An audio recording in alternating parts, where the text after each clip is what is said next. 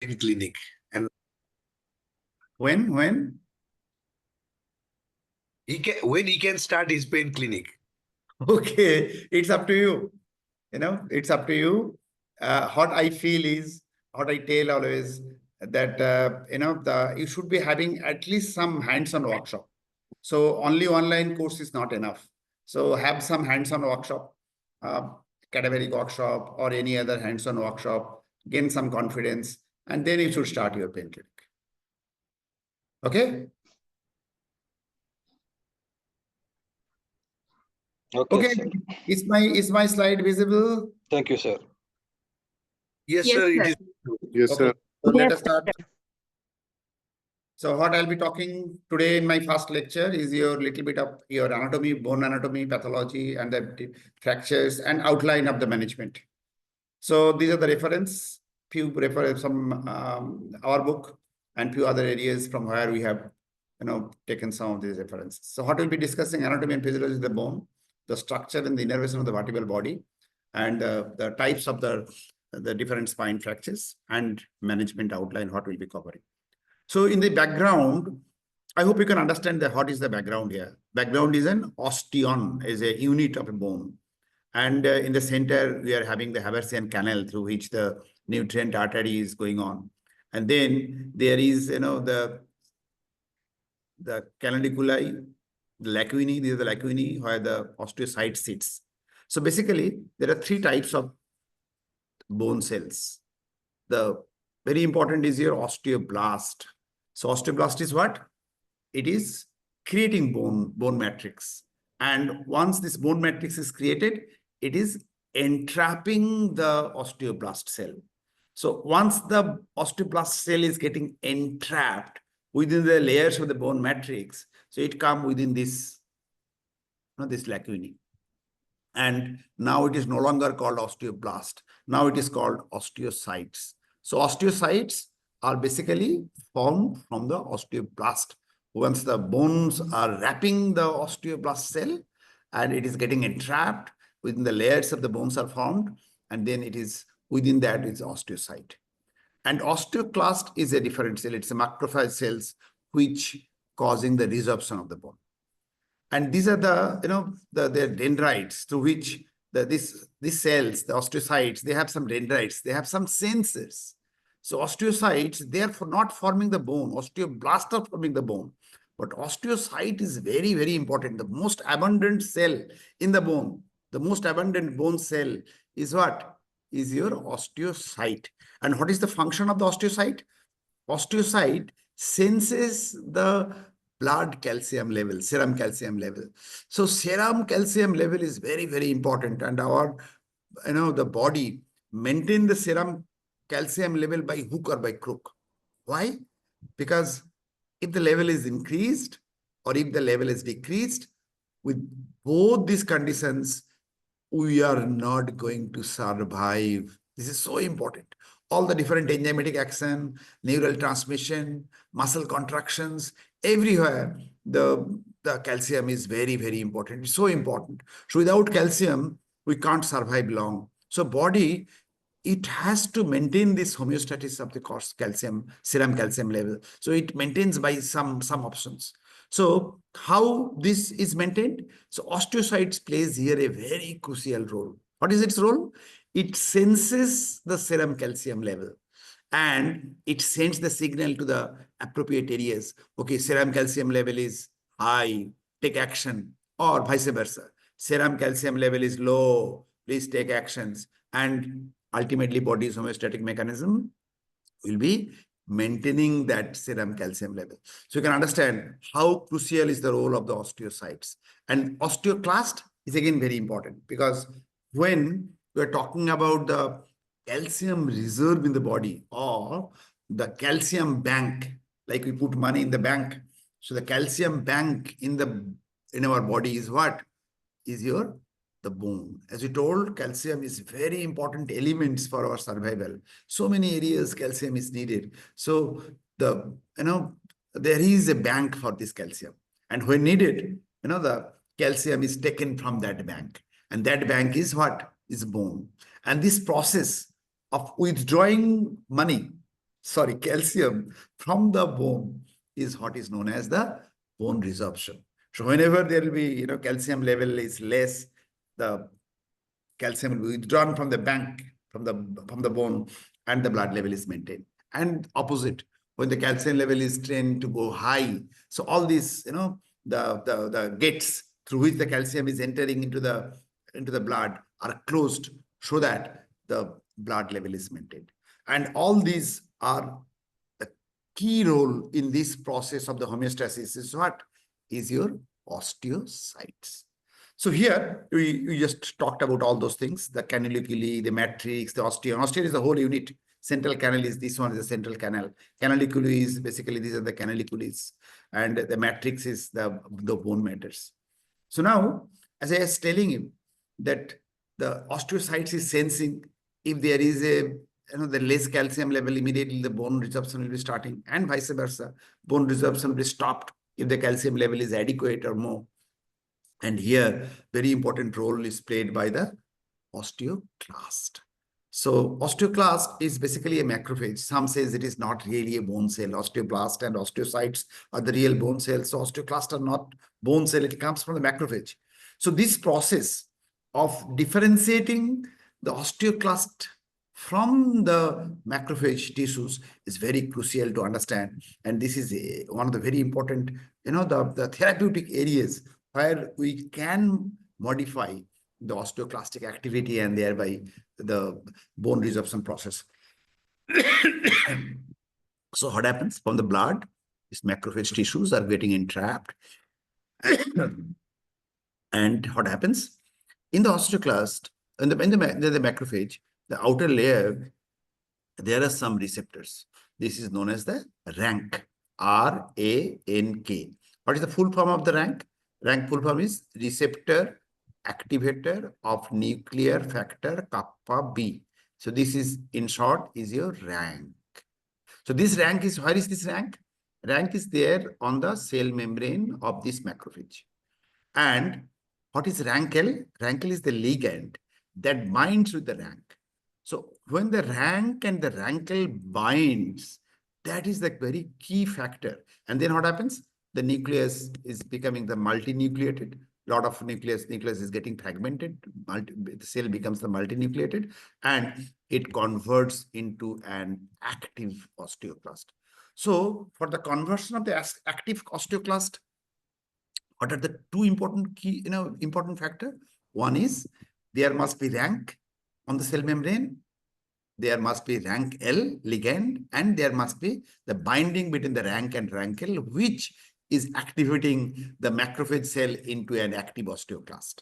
And who can inhibit this process? This process is inhibited by your osteoprotoserin. So the osteoprotoserin is doing opposite function. That means osteoprotoserin inhibits the differentiation of the macrophage tissues into the osteoclast cells. So rankel binding is creating the osteoclast, and opposite is by osteoprotoserin. So now here, very important thing is that the parathormone hormone can stimulate the bone resorption. Question is how? Answer is it enhances the rank and rankel binding. And osteoprotoserin does the opposite. And here the estrogen also has very important role. We'll be talking this the later on, but here remember this sequence, how the macrophage cells are converted into the osteoclastic cells. And there very important is rank and rankel. Now, serum calcium. As I told you, serum calcium level is maintained by hook and by crook. And here, the three important organ. One, already I told, that is your calcium bank. So calcium bank means bone. So from the bone to the serum calcium, from the serum calcium to the bone. So what is important here? There's two important hormones. One is calcitonin, one is parathormone. But remember, the calcitonin in the young, in the children, and in the adolescent, and calcitonin in the adult have the two important functions. Calcitonin in the young adult they can, mobilize the calcium from blood to the bone. But when we are adult, this mobilization of the calcium from blood to bone is not there. So their calcitonin role is only to prevent the bone resorption. It cannot mobilize calcium from blood to bone once we are adult. But parathormone, it is independent of the age. It always enhances the bone resorptions. It always mobilizes the calcium from the blood to bone depending on the signals, what is being reached by the serum calcium level done by the osteocyte cells. So osteocyte cells sends the signal so that the parathormone hormone is getting released, activated, and that is mobilizing calcium from the bone to blood. Now, here is also very important role of vitamin D, but not just vitamin D. It is the dihydroxycholecalciferol, 125-dihydroxycholecalciferol. You remember the calciferol is the vitamin D is being hydroxylated at the kidney and at the liver, and then only it will be an active vitamin D. And it is known as 125-dihydroxycholecalciferol is also known as a hormone. What is its action? Its action is to mobilize calcium from gut to the bone, to the blood. That means if the vitamin D level is enough, then the calcium will be mobilized from the gut to bone, gut to blood. But if the calcium is there is enough serum calcium level, so then what will happen? The negative feedback mechanism will be working, and the mobilization of the calcium from gut to the blood will be minimized. So one hormone we talked about the parathormone, one hormone we talked about the calcitonin, another hormone we are talking about the vitamin D. So these are the three very important hormones. But parathormone not only works on the bone, parathormone also works on the kidney. How? What is its action? That it helps the reabsorption of the calcium. That means the urinary excretion of the calcium is being prevented by the parathormone. Parathormone enhances the serum calcium level by two mechanisms. One, mobilizing calcium from the bone to blood, and second, preventing the excretion of the calcium through the kidneys by increasing the reabsorption. But again, if the serum calcium level is higher or if the serum calcium level is normal, then this mobilization, that means reabsorption, will be slow, will be less, so that more calcium is basically excreted through the kidney.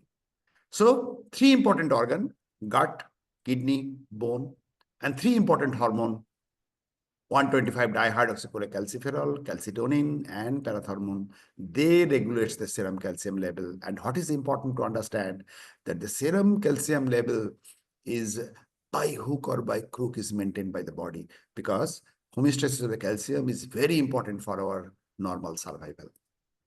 And as we told earlier, that Rankel and osteoprotoserin, they act in the opposite way. Rankel causes the bone resorption, osteoprotoserin does the opposite. So now, if we are looking for these factors, it will be further discussed by Shruti in the subsequent class. So what are the factors which increases the osteoblastic activity? One is age. When you are child, in our childhood, there is new bone formation. So there is an increased osteoblastic activity. Bone remodeling and the fracture healing. If there is a fracture and there is a bone remodeling, then again, there is osteoblastic activity, so that the new bone formation is there. Osteoblastic tumor. If a tumor having the osteoblastic cell, then also the new bone formation might be there. Then very important is exercise. With exercise, we can mobilize and we can have the new bone formations. And opposite, the teriparatide. Teriparatide is basically an analog of the parathormone hormone. Parathormone hormone has the amino acid sequence of the 84 and the first 34, the amino acids, the teriparatide. They are very important in having the osteoblastic activity and the new bone formation. And anabolic steroid. Durabulin, decadurabulin. Earlier it was used, but nowadays these are not used for the newborn formation. So earlier, very severe osteoporosis, we used to give this anabolic steroid injection form. But nowadays, teriparatide is the better choice. So these are the very important factors to increase the osteoblastic activities. Now, the factors which increases the osteoclastic activities, that means they enhances the osteoporosis. What are them? Number one is parathormone. And very important to remember that in many of the cancer cells and the metastasis, they secrete the parathormone hormone secreted by these cancer cells. And they can cause the osteolysis because of the local release of the parathormone hormone. It stimulates the osteoclast by rank-rankle pathway. Again, the rankle itself, the lack of dietary vitamin D and the calcium. So why it is important? As I told, that the body needs calcium and vitamin D. And if those daily requirement is not fulfilled, so how the serum calcium level will be maintained? So there is no other option. So bone will be demineralized. So the calcium will be coming from the calcium bank, that is bone. So the calcium will be mobilized from the bone to the blood if there is a lack of dietary calcium and the vitamin D, and then there will be more increased osteoclastic activities. Immobilization. It's very, very important. As I told earlier, that the exercise promotes the newborn formation, and the opposite, immobilization, strict bed rest is very bad for osteoporosis. Even if you're putting a hand in the cast and you have a serial X-ray or DEXA scan, you'll see that by 1 month, 1.5 months, there is a gross demineralization. There is osteoporosis. So osteoporosis is enhanced by immobilization. So that is the reason why the early mobilization is the key in any of the painful condition nowadays. We should not be asking or keeping the patient in the bed rest for the long time. Earlier, if there is an osteoporotic fracture, vertebral body fracture, so one of the very important treatment was to keep the patient in the bed rest. But nowadays, we don't do. We do early vertebroplasty and we encourage the mobilization. More is the mobilization, more the calcium will be going inside. As I told earlier, after we are being adult, then osteoblastic activity actually stops completely. So if in an adult, 40s, 50s, 60s, if somebody is having the osteoporosis, and if you are giving lots of calcium, vitamin D, will it be going inside the bone? Answer is no way. The excess of the calcium after the fulfillment of the daily requirement, it will not be absorbed in the blood, excreted through the stool. And even if it is absorbed, it will be excreted through the urine. So the excess calcium will be, excreted by the stool and the urine, but it will not be deposited in the bone. That is the reason the bank balance of calcium has to be maintained in the children and the adolescent. Once we are adult, then only exercise is the only very important factor. And other than that, whatever tons of calciums and vitamin D supplementations you are doing, the calcium will not be going inside the bone. So this is very, very important to remember. And very important enemy in an adult is your immobilization. If you are forcing somebody in the bed rest, very quickly there will be demineralizations of the bone. Apart from that, very important and very common thing is your glucocorticoid. Particularly in the COPD patient, asthma patients, they very commonly takes the steroid inhalation. Some of the other autoimmune disease also, the patient used to take the long-term glucocorticoid steroids. And this is very bad enemy. They promotes the osteoclastic activity and osteolytic tumors at the beginning, what I told. So all these actually promotes the osteoclastic activity, osteolytic activity. And one very simple thing is bed rest. Bed rest is very bad for the osteoporosis. Then comes what are the factors which decreases the osteoclastic activity. That means how we are going to help the treatment part with decreasing the osteoclastic activity. One is osteoprotozoary, but again, therapeutically, it is very less utilized. Calcitonin, but again, as I told you, calcitonin in an adult do not promote the osteoblastic activity. It prevents the osteoclastic activity. estrogen. But again, estrogen has, because it acts on the rankle, decrease the rankle and decrease the binding. So estrogen is very important for osteoporosis, but estrogen is again not used therapeutically much because of its potentials for the malignancy. That is the reason why estrogen is very less commonly used in the osteoporosis treatment. Exercise is must. Any form of the treatment, whatever you are doing, you have to always encourage the patient to do the exercise because that is going to decrease the osteoclastic activity. Apart from that, the two other things. One is your denosumab and some others are newer generations monoclonal antibodies coming. What is this monoclonal antibody? This monoclonal antibody acts on this rankle. As I told, rankle and the rank binding is very important for differentiating macrophage into the osteoclast cells. So here, if the rankle is inactivated by this monoclonal antibody against this rankle, then what will happen? The rankle is not able to bind to the rank, so that the differentiation from the macrophage into osteoclast will be decreased.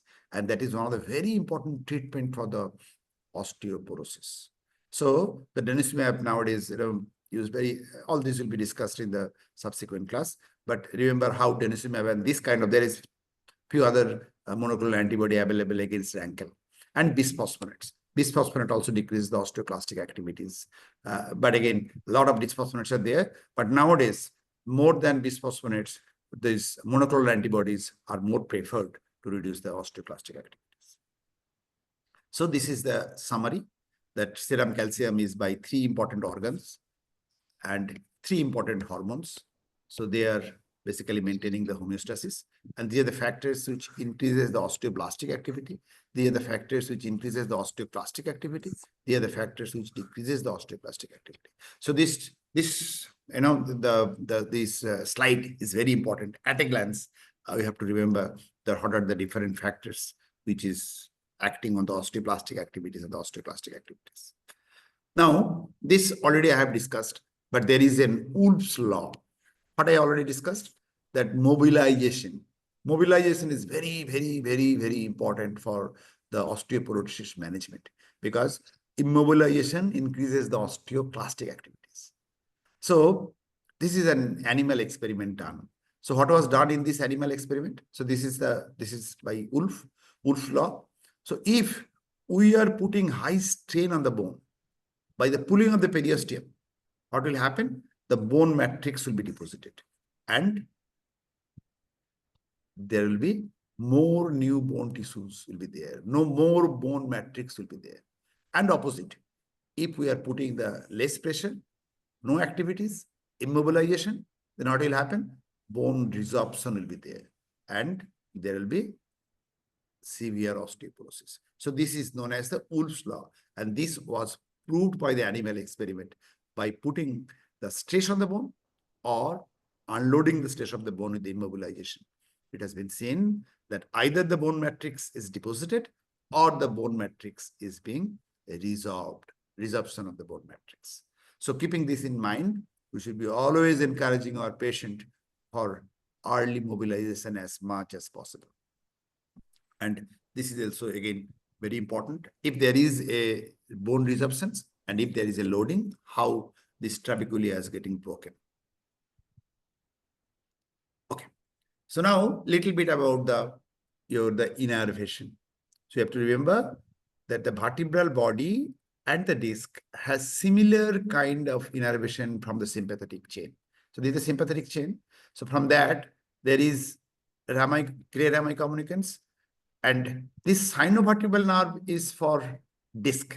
So these sympathetic fibers from the posterior annulus, they form the sinovertebral nerve, and that comes out and they joins here at the dorsal rami. Almost similar for the vertebral body is here. There is a nerve which goes inside, which is known as the basivertebral nerve. So these basivertebral nerves comes out through a foramen shears in this cortex, and it joins with these rami communicants. That means final pathway for all this, for the disc as well as the vertebral body, are by these gray rami communicants and then to the sympathetic chain. Why it is important to know? That means here, both for the disc and for the vertebral body, the pain is mediated via the sympathetic fibers. And in our basic class, what we discussed, that any pain which is mediated via the sympathetic fibers will not be localized. It will be more or less diffuse pain. And it will be having some burning quality and some other things. And whenever there will be movement of the vertebral body or the disc by sitting or leaning forward, this pain will be aggravated or increased. Now, very important is you to understand the fracture. So the Dennis three-column concept. What is this three-column concept? Anterior two-thirds of the vertebral body, anterior two-thirds of the disc, anterior longitudinal ligament is here, the anterior annulus. This is the anterior column. Then comes the middle column. Middle column is posterior one-third of the vertebral body, posterior longitudinal ligament here, posterior annulus is the middle column. And anything posterior to the posterior longitudinal ligament, that means all this pedicle, the lamina, ligamentum flavum, interspinous, supraspinous ligament, all these comes in the posterior column. So you can understand the lot of ligaments are there in the posterior column. And again, we have to remember that the stability of the spine depends on the posterior column. So posterior column, lots of ligaments which are getting attached, keeping this two bone intact. So posterior ligamental structures are very, very important in understanding the spine fractures. So first, we are talking about the three column. Anterior anterior two-thirds of the vertebral body and the disc, anterior longitudinal ligament is your anterior column. Posterior one-third of the vertebral body, posterior one-third of the disc and annulus, posterior longitudinal ligament is the middle column. And anything posterior to the posterior longitudinal ligament, that means spinal canal or its contents, the pedicle, the lamina, the ligamentum flavum, interspinous ligament, supraspinous ligament, all together is your what? Posterior column. So there are, this was the original Dennis classification, and then there is, the other classifications as well. But I'll be talking about this simplified classifications. Other classifications is mostly for the neuroscience, spine surgeons. So modified Dennis classification, it is simplified classifications, and you must know about it, and where to intervene as a pain physician, where not to intervene as a pain physician. So this modified the Dennis classification based on this three column concept. If the fracture is there in the anterior column, this is known as the anterior wedge fracture, because if there is a compression of the anterior column, anterior two-thirds, lot of areas. So there will be wedging, and that is known as the anterior wedge fracture or anterior compression fracture. Then there is middle column fracture. Middle column fracture is also known as the burst fracture. As you can understand, only middle column fracture is not possible. Middle column fracture must be associated with the anterior column fracture or posterior column fracture. According to that, there is a classification of the sub-classification of the burst fracture, or remember, just burst fracture means middle column fracture. And then posterior column fracture. Posterior column fracture are two: flexion distraction and fracture dislocation. These are the two posterior column fracture. So again, let me repeat. So modified Dennis classification based on the three column concept. Anterior column fracture, also known as the anterior compression fracture or the anterior wedge fracture. Middle column fracture, also known as the burst fracture, and posterior column fracture. It can be fracture distraction or fracture dislocation. So these four types of fracture, I'll be just quickly go through these four types.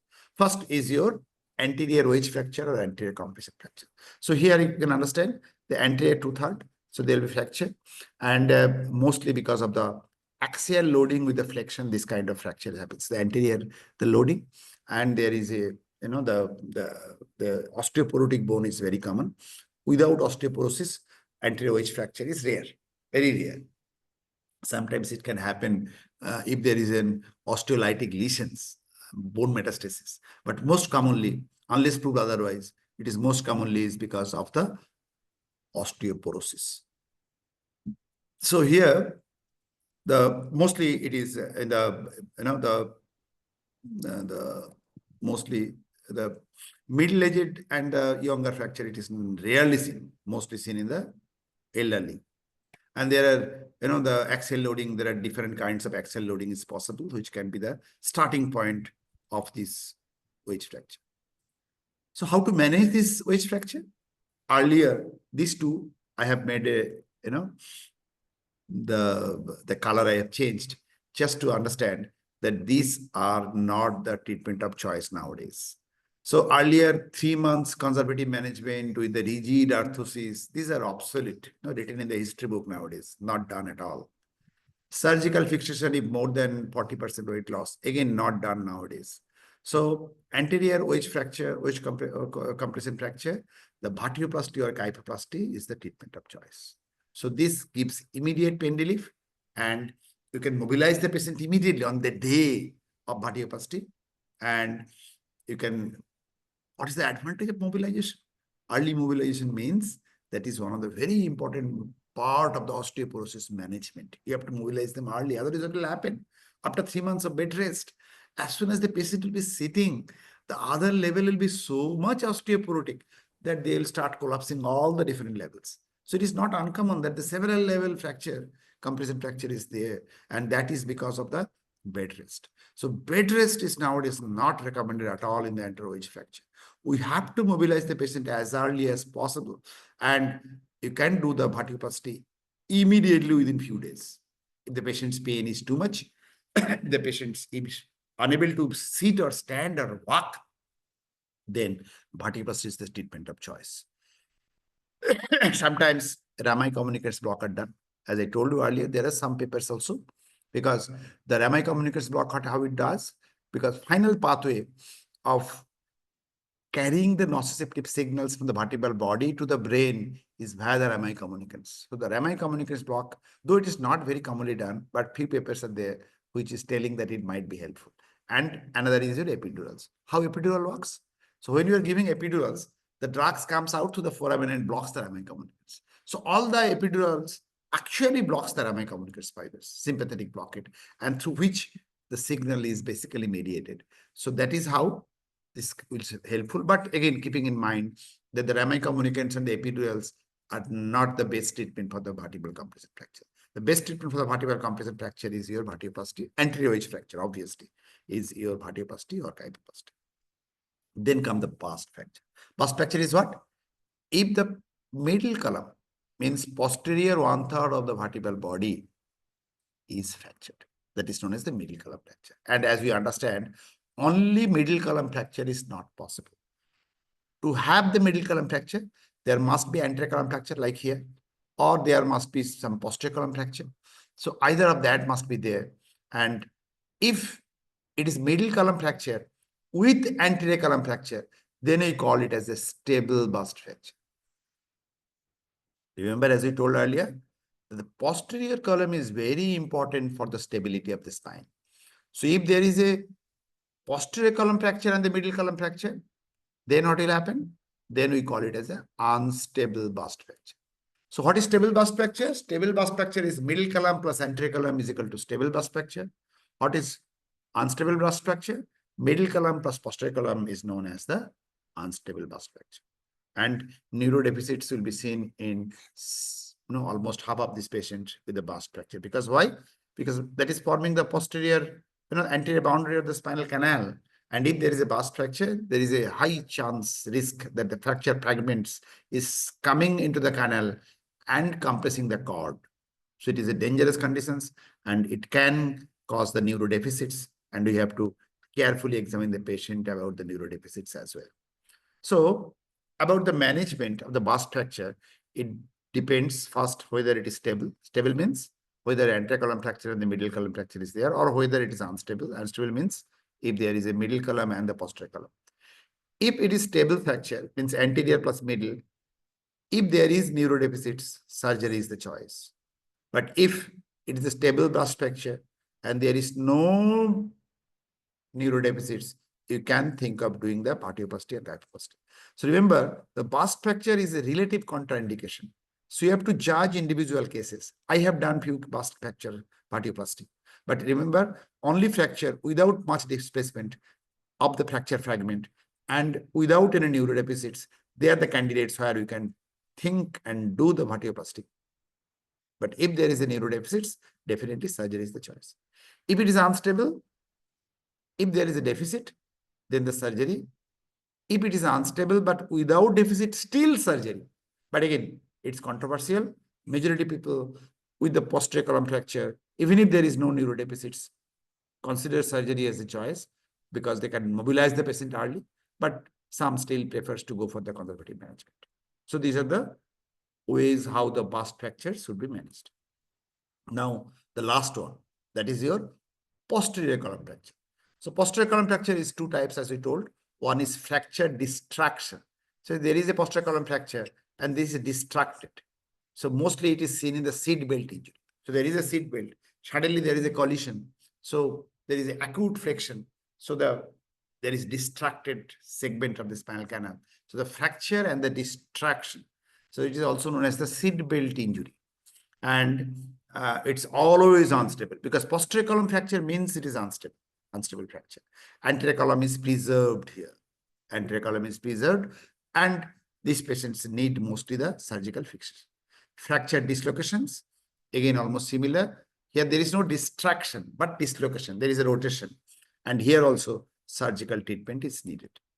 So now, when the surgical treatment should be done or not, so there is a classification or scoring system. Thoracolumbar injury classification and severity score, TLICA score.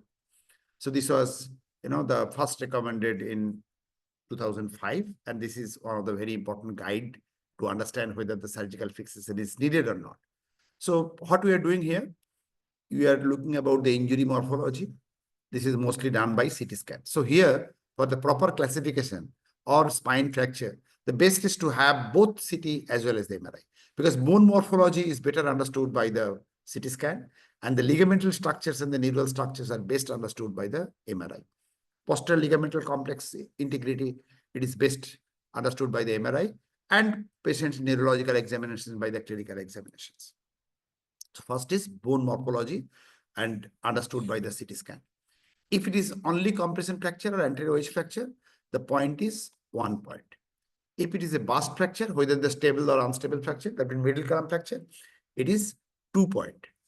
If it is a fracture dislocation, then it is 3 point. If it is fracture distraction, then it is 4 point. So 1 for the anterior wedge fracture, 2 for the middle column fracture, 3 for the fracture dislocation, 4 for the fracture distraction, posterior column fracture. Then the posterior ligamental structure, that is best understood by the MRI. If it is intact, 0 point. If it is suspected injury or intermediate, some mild injury, then it is 2 point. And if it is clearly visible injury, then it is 3 point. Then comes the neurological status. So the 3 steps. One is bone morphology by your CT scan. One is ligamental structures integrity by the MRI. Another is neurological examinations by the clinical evaluation. If it is intact, 0 point. If there is nerve root radicular injury, it's 2 point. Complete cord injury is 2 point. Incomplete cord injury is 3 point. Why? Because incomplete cord injury, there is more role of surgical interventions. This scoring system is to understand whether the surgery is indicated or not.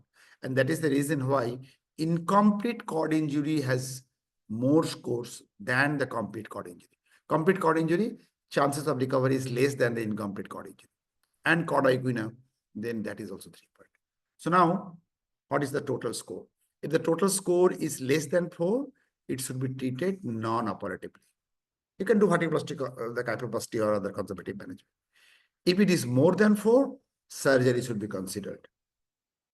If it is 4, then again, dilemma, medical board, that might be helpful to understand whether the surgery is done or not. But again, as I told you at the beginning, that the early mobilization is the key. So most of these modern day surgeons, spine surgeons, they prefer to go for the surgery rather than the conservative management. So now the summary. The osteoporotic or the wedge compression fracture is the commonest type of spine fracture, and they should not be treated with the bed rest. This is very, very important. Either medical management with analgesics or vertebroplasty in the early instance. Immobilization in the bed rest should not be done. Early mobilization is the key. Vertebroplasty kyphoplasty is one of the non-operative treatment which is very helpful. Operative management for the unstable spine. TLICA score is very helpful in making a decision. So this much from my side. If you are having any quick questions, you can ask me quickly. Otherwise, our next speaker, the Shruti, will be taking over. Do you have any quick one or two questions? Yes, sir. I want to ask, uh, sir, in the beginning, if the serum calcium is going to remain physiologically normal, as you said, body will maintain it normal. Why do we often get serum calcium done? Because final value, the body will keep it normal. So we are That is not going to gain anything. that is true. It. Serum calcium level is important because sometimes the parathormone level abnormality might be there. So that is the reason why serum calcium level is done. But again, for the treatment management of the osteoporosis and the or somebody is having a bone pain, doing the serum calcium level is it's not a essential test, I should say. If those who are doing it, I personally do not do is routinely in all my patients unless there is some severe osteoporotic scores is higher. But again, it's the choice. Those who are doing it, they have the rationality that, okay, they want to see these hormonal abnormalities. But again, important what your question is very rational, relevant, that the many a times the serum calcium level is very frequently done to understand the osteoporosis. Osteoporosis diagnosis cannot be done with the serum calcium level. Agreed, sir. So one more question, sorry. Anyone else, if it's not asking, how long do you, I mean, we often give calcium to our patients for years and years together. Like all of it, I guess, is getting excreted either in the urine or the stools. Is it So even what is any important, harm? as I told earlier, Shruti will be discussing it later on after my lecture. What is important to understand that the osteoporosis cannot be managed by the calcium vitamin D alone. So you have to use the other therapeutic agents so that this calcium is mobilized into the bone. So in the elderly, there is definitely the role of the calcium supplement is there for the years together. The reason is those who are not exposed to the sunlight, those who are taking the less calcium in their diets. So the small dose, the diet calcium maintenance dose is okay. There is no need of criticizing it, but keeping in the mind only that the only the calcium and the vitamin D is not going to correct the osteoporosis. But if you are asking, should calcium supplement be given for the long time? The answer is it depends on the dietary habit. If the patient is having the good dietary calcium and if the patient is exposed to the sunlight, then the vitamin D calcium supplement is not needed. But nowadays, people are less mobile, doing less exercises, not exposed to the sunlight. They are very prone to develop osteoporosis. They are very frequently seen that the serum vitamin D level is very low. So they can be supplemented at low dose supplementation. But again, what is very important, very frequently nowadays we are getting the people who are where there is hypervitaminosis without testing the vitamin D level, they are taking the higher dose of the vitamin D. That should not be done because vitamin D is not excreted through the urine. So anything, if we are getting in a higher dose of the vitamin D, that can cause the hypervitaminosis D. Lower dose of the vitamin D is okay. That can be given as a supplement. But higher dose of the vitamin should never be given because that can cause the hypervitaminosis D. Thank you. Thanks a lot, sir. So there is one more question. Can you please again explain the difference of calcitonin role in adults and children?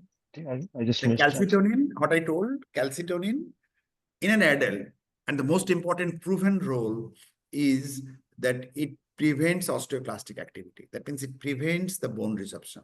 That means it stops the mobilization of the calcium from bone to blood. But in younger, it also mobilizes calcium from blood to bone. In the children, sorry, in the children. But in the adult, the calcitonin do not mobilize calcium from blood to bone. Okay, understood? Hello, sir. That means if you are treating a patient, adult patient, osteoporosis with calcitonin, we have to keep in mind that the calcitonin is not going to mobilize or improve the score, T-score. It is going to prevent deterioration of the T-score. So you have to give the other things which will be increasing the bone matrix. Yes, somebody was asking question. Yeah, good evening, sir. Sir, I have a question about in female patients. Mostly in females, generally it is advised after 35 years we have to consume calcium on a daily basis. And also pregnancy related, there is lot of calcium depletion. So like it is beneficial for them, or as you explained, like it has As I been. told you, the daily requirement of the calcium should be fulfilled. This part will be all covered by subsequent lecture. So daily requirement, if it is not fulfilled, what will happen? Then it will be mobilized from the bone to blood. So osteoporosis is prone to develop. As I told you, nowadays the modern sedentary, the lifestyle, less mobilization, less physical activities, that is going to demineralize it, as well as Sir, less exposure to the sunlight. in But females, routinely, estrogen. suppose a female patient of 35 plus years, what you ask the question, Yes, sir. if he is doing the normal exercises, exposed to the sunlight, there is no need of giving additional calcium. After the menopause, because the estrogen level goes down, as we told already, that the estrogen is very important to mobilize the osteoprotogerin, and that helps in preventing the osteoclastic activity. So after the menopause, what happens? Because of the less level of the estrogen, there is more, the females are more prone to develop the osteoporosis. So that means after the menopause, definitely there is role of the calcium and the vitamin D supplementations show that the supplementation is not for this as a estrogen supplement. But what is important here that if the daily requirement is fulfilled, then the blood will not be demineralized. So that is the role of this giving this supplement after the postmenopausal woman. But the perimenopausal or the mid-30s, there the role of the supplementation of the calcium is not much, provided that they are doing their daily life activities, exposed to the sunlight. Then this patient, so and here, if somebody, male patient also, not exposed to the sunlight, not doing the physical activities, very sedentary lifestyles, they also need supplementation. Here there is no difference between the male and female. Male and female difference comes only after the menopause. Okay, thank you, sir. Okay. Okay, so Shruti is ready. So let me make Shruti co-host.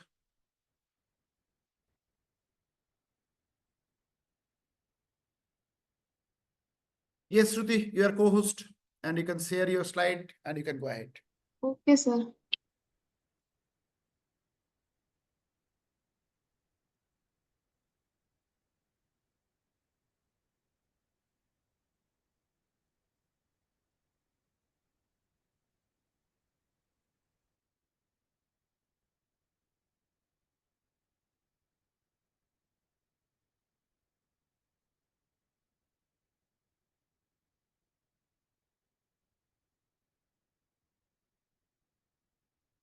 I hope, sir, my slides are visible and I'm audible nicely this time. Yes, yes, you are nicely audible and your slides are visible.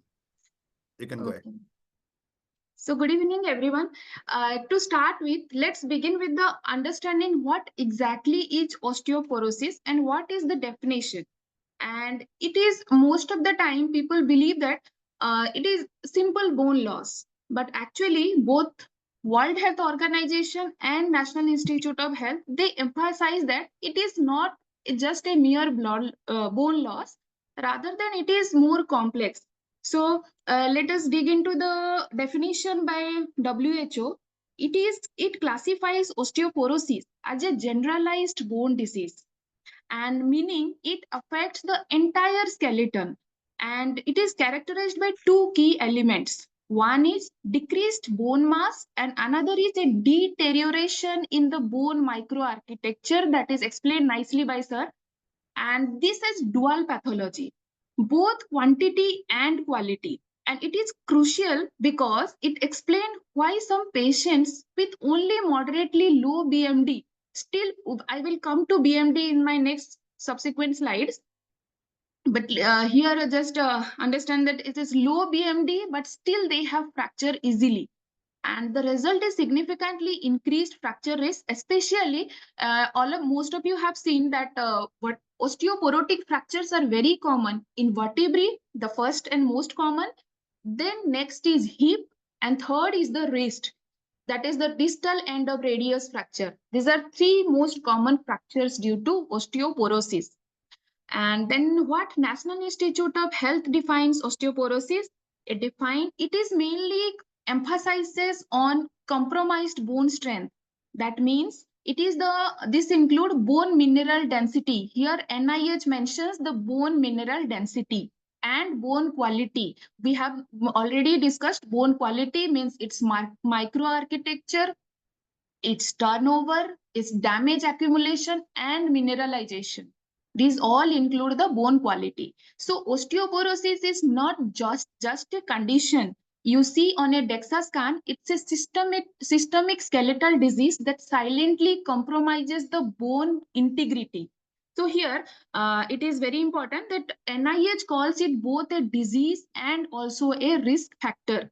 Why? Because that means osteoporosis can be diagnosed on its own, but it also amplifies the risk of other injuries, like especially fragility fracture. And imagine a case of hypertension, whether it's a disease, but also a major risk factor for stroke and heart failure. Similarly, osteoporosis also follows a similar logic, except the target organs here are only bones. So whenever you are going to assess any spine or joint pain in older patients, especially in female, yes, Slides are not moving. It's on first slide only. slides not visible. Not moving. You are on first slide only. Yes, I'm on the first slide only. I'm Okay. just explaining. Yeah. So whenever you assess any spine or joint pain in older patients, especially women of post-menopause, we should never ignore the underlying osteoporosis. Whoever comes to your OPD, think of she might have an osteoporosis. And the vertebral body may be silently collapsing before the patient even feels the back pain. That's why it is called a silent disease. Okay. Next is let us dig into the T-score. What is T-score? Now, everybody clear about the definition of osteoporosis. Now we have to discuss how to evaluate it. How do we know that what is osteoporosis and what is the concept behind this? So first, everybody is clear about the bone strength and bone quality. Then bone strength is determined by bone mass and density. So bone mass means it refers to minerals. What are the main minerals of bone mass? That is the calcium and phosphorus in the bone. And bone quality means that already we have discussed microarchitecture, turnover, and presence of microfractures. Unfortunately, we can't currently measure the bone strength or quality directly in any clinical practice. And no test has given us a perfect assessment. But here comes the BMD, that is the bone mineral density. And here we rely on bone mineral density, which is measured by DEXA scan.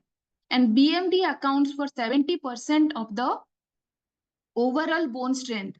That is why DEXA is the clinical gold standard for assessing the fracture risk and diagnosing osteoporosis. But still it has few limitations.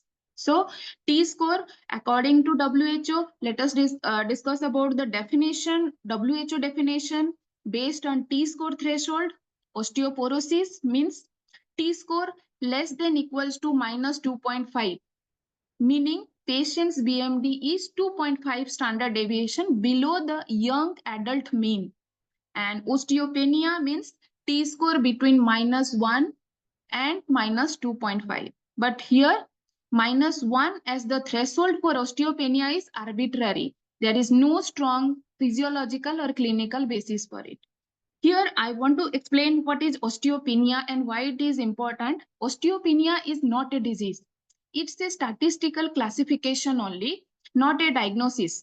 And here, people believe that it is not necessarily a precursor of osteoporosis, but here, many fragility fracture occur in patients with osteopenia, not just in osteoporosis. So here, so for example, many a time it is seen that if a 65-year-old woman with a T-score of minus 2.2 has a distal radius fracture from standing height, that's not just osteopenia, that's a fragility fracture, and it should be treated as clinical osteoporosis, regardless of the T-score level.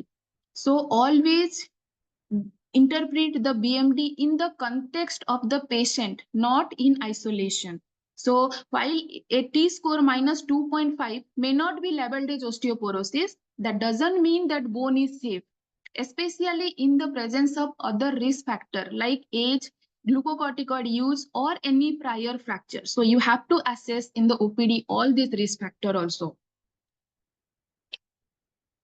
So there are few disadvantages also of the T-score, and T-score has few shortcomings and disadvantage. So here, though it is widely used and one of the diagnostic criteria. So the first that is disadvantage comes is it is based on a 2D measurement and not a true volumetric density. Okay, so here DEXA gives two-dimensional projection of a three-dimensional structure. Bone is a three-dimensional structure, but DEXA measures the two-dimensional structure. So BMD is reported in gram per centimeter square, not a true volumetric density, that is gram per cm cube. So we are getting a shadow of the bone's mineral content, not the actual density or internal architecture. So this limits the precision of the measurement, especially in patients with smaller body size or other degenerative changes. Again, the second cause is T-score ignores the bone quality. So here T-score measures only the quantity, not the quality. Bone quality includes microarchitecture, cortical thickness, trabecular connectivity, and bone turnover, all of which are significantly affect the fracture risk. And here DEXA cannot assess these things, which is why two people with same T-score can have very different fracture risk. And third is as a consequence, it has low sensitivity and no biological threshold. Many fragility fractures, more than half occurs in people with T-score better than minus 2.5, that is below minus 2.5. That reveals that low sensitivity of BMD in predicting the fractures. And risk of fracture increase continuously as BMD decreases. There is no true biological threshold where risk suddenly appears. So treating osteoporosis, if it is based on T-score, then you may miss a large high-risk population. So the fourth cause is this threshold is arbitrary. Suppose the minus 2.5 cutoff was introduced not for clinical biology, but to define the populations in the clinical trial. So the WHO selected it as a statistical point, not because it marks a real change in the fracture biology. So what happened? It is arbitrary, not an absolute line between health and disease. So here we need to remember T-score, it is an useful screening tool, but it is not sufficient on its own to diagnose or rule out osteoporosis related fracture risk. We must combine BMD with clinical risk factors, other risk factors, with FRAC score, with history of any fall or fracture, or possible advanced imaging like trabecular bone score, if it is available. Usually it is not available in most of the setups. Another is T-score is independent of age, and it is age independent, but risk interpretation is age dependent. So let's be very clear here. The T-score is standardized against a young adult population, so it doesn't change with age. But here, fracture risk increases with age, even for the same T-score. For example, a 70-year-old woman and a 55-year-old woman may both have T-score minus 2.5. But the older woman fractures risk is significantly higher because age-related changes in bone quality, balance, fall risk, and other comorbidities. So a T-score must always be interpreted in the context of the patient's age. The next is the T-score is not intuitive. For example, it is not linear or intuitive because a common misunderstanding is assuming a 1-point change in T-score means 1-point change is risk. It doesn't work that way. A woman with T-score minus 3 has twice the fracture risk of someone with T-score minus 2 and 4 times the risk of someone with T-score minus 1. But even then, this still cannot tell us the absolute fracture risk. That's why we need FRAC score to calculate 10-year risk, especially for treatment decision. Next is falls. So fall risk, the missing piece in any DEXA reports. We cannot talk about the fracture risk without talking about falls. So number of falls, the mechanism like falling sideways, and even the locations like bathroom or bedroom are all strong independent predictors of the fracture and not related to BMD. This is why two patients with same T-score may have different fracture outcomes. One falls and other doesn't. So a comprehensive fracture risk assessment must include gait stability, balance, muscle strength, and even vision and polypharmacy. So here remember T-score is tool. My final takeaway for the T-score for you is it's not a diagnosis. It helps us to assess part of the puzzle but not the whole picture. And always integrate it with clinical context like age, fall history, comorbidities, and tools like FRAX for a more accurate risk assessment and individualized management. Treatment is different for different patients. Next is we will understand that post-menopausal osteoporosis. This is very important, and most of the patients with osteoporosis you will find in the post-menopausal age group. And here it begins with one hormone, that is the estrogen. Here this is the main culprit. And estrogen plays a central role in the bone homeostasis, and its deficiency after menopause sets off a complex cascade that disrupts the normal bone remodeling. What estrogen does?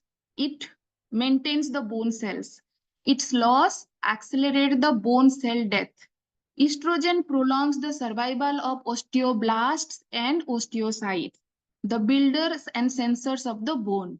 And estrogen deficiency leads to shortened lifespan of these two cells, osteoblasts and osteocytes.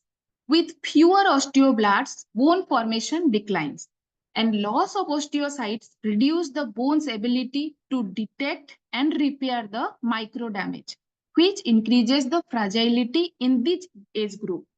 Next is your cytokine storm. So cytokines like interleukin 1, 6, TNF alpha, it increases the osteoclastogenesis.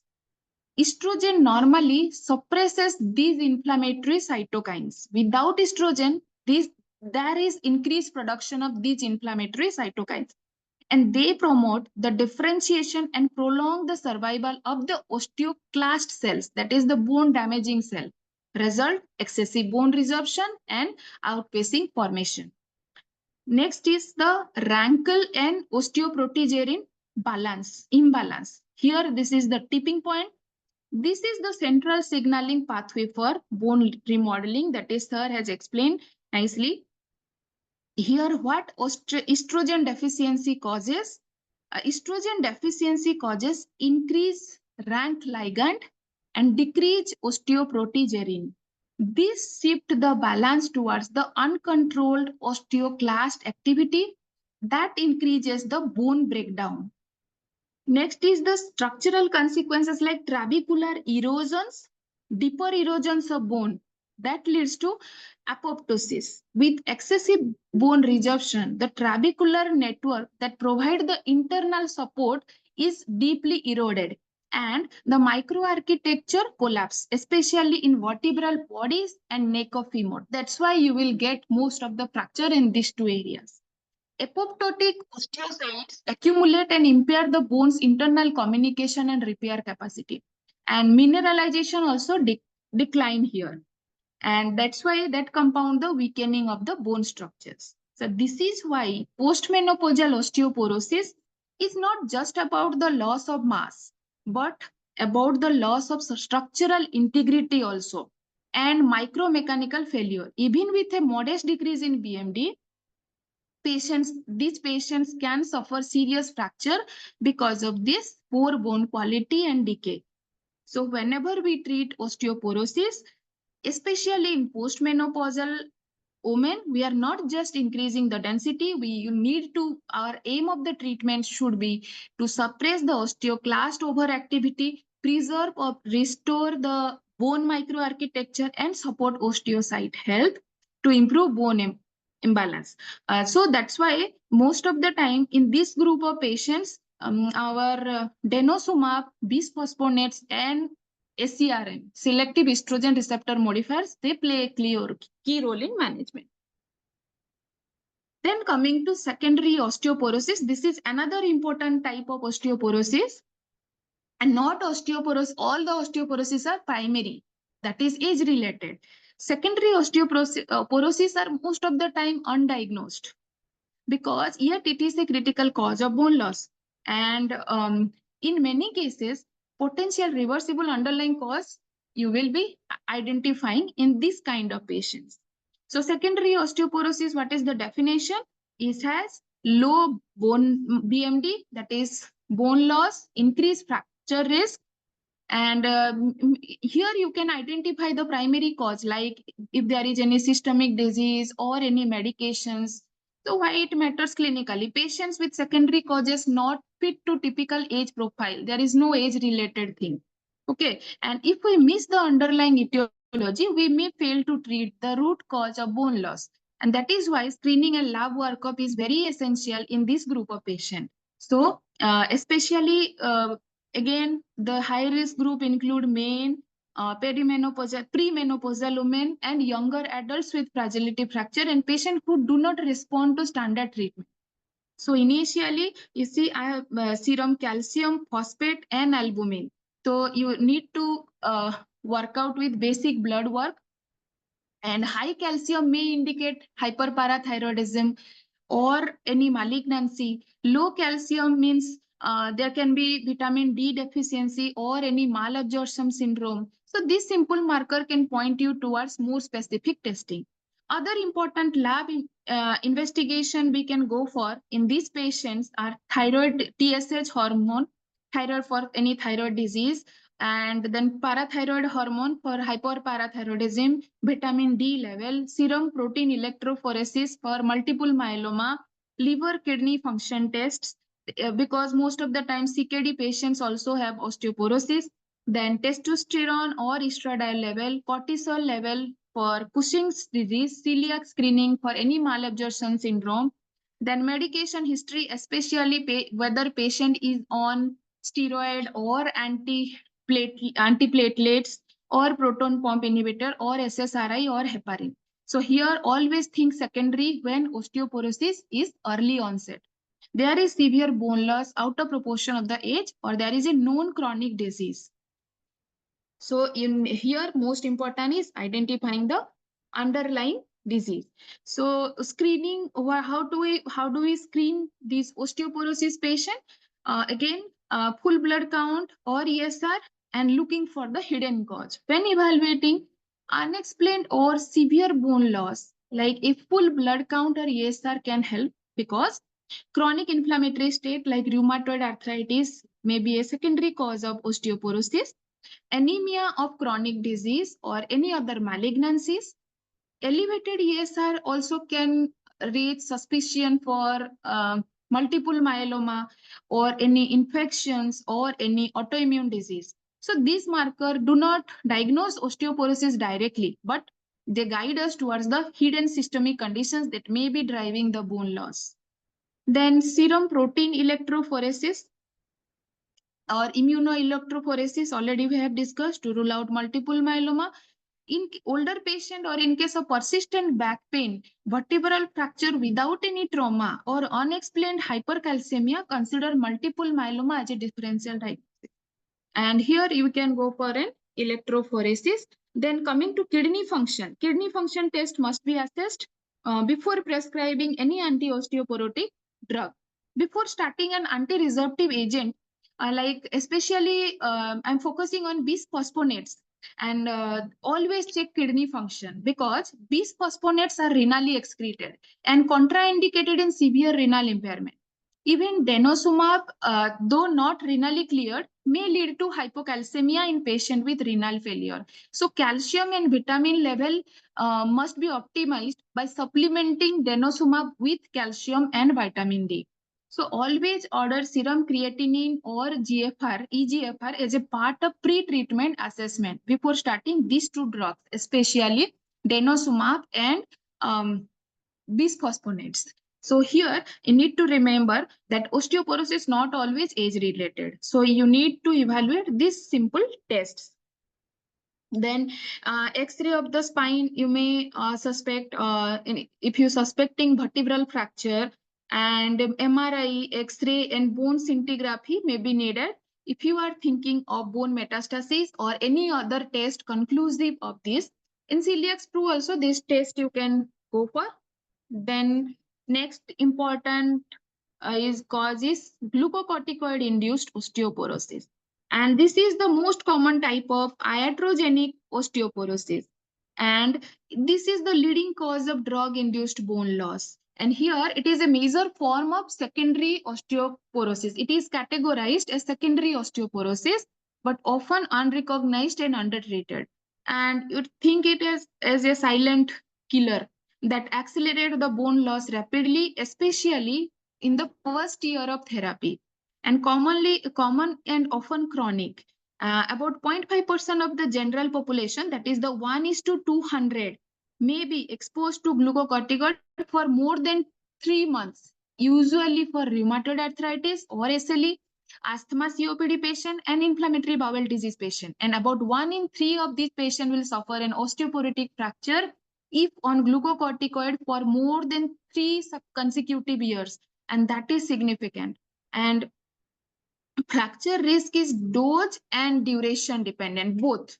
Okay, and fracture risk from glucocorticoid is proportional to the daily dose and cumulative with longer duration, and critically even low doses, that is more than 2.5 to 5 mg per day of prednisolone, can increase the risk over time.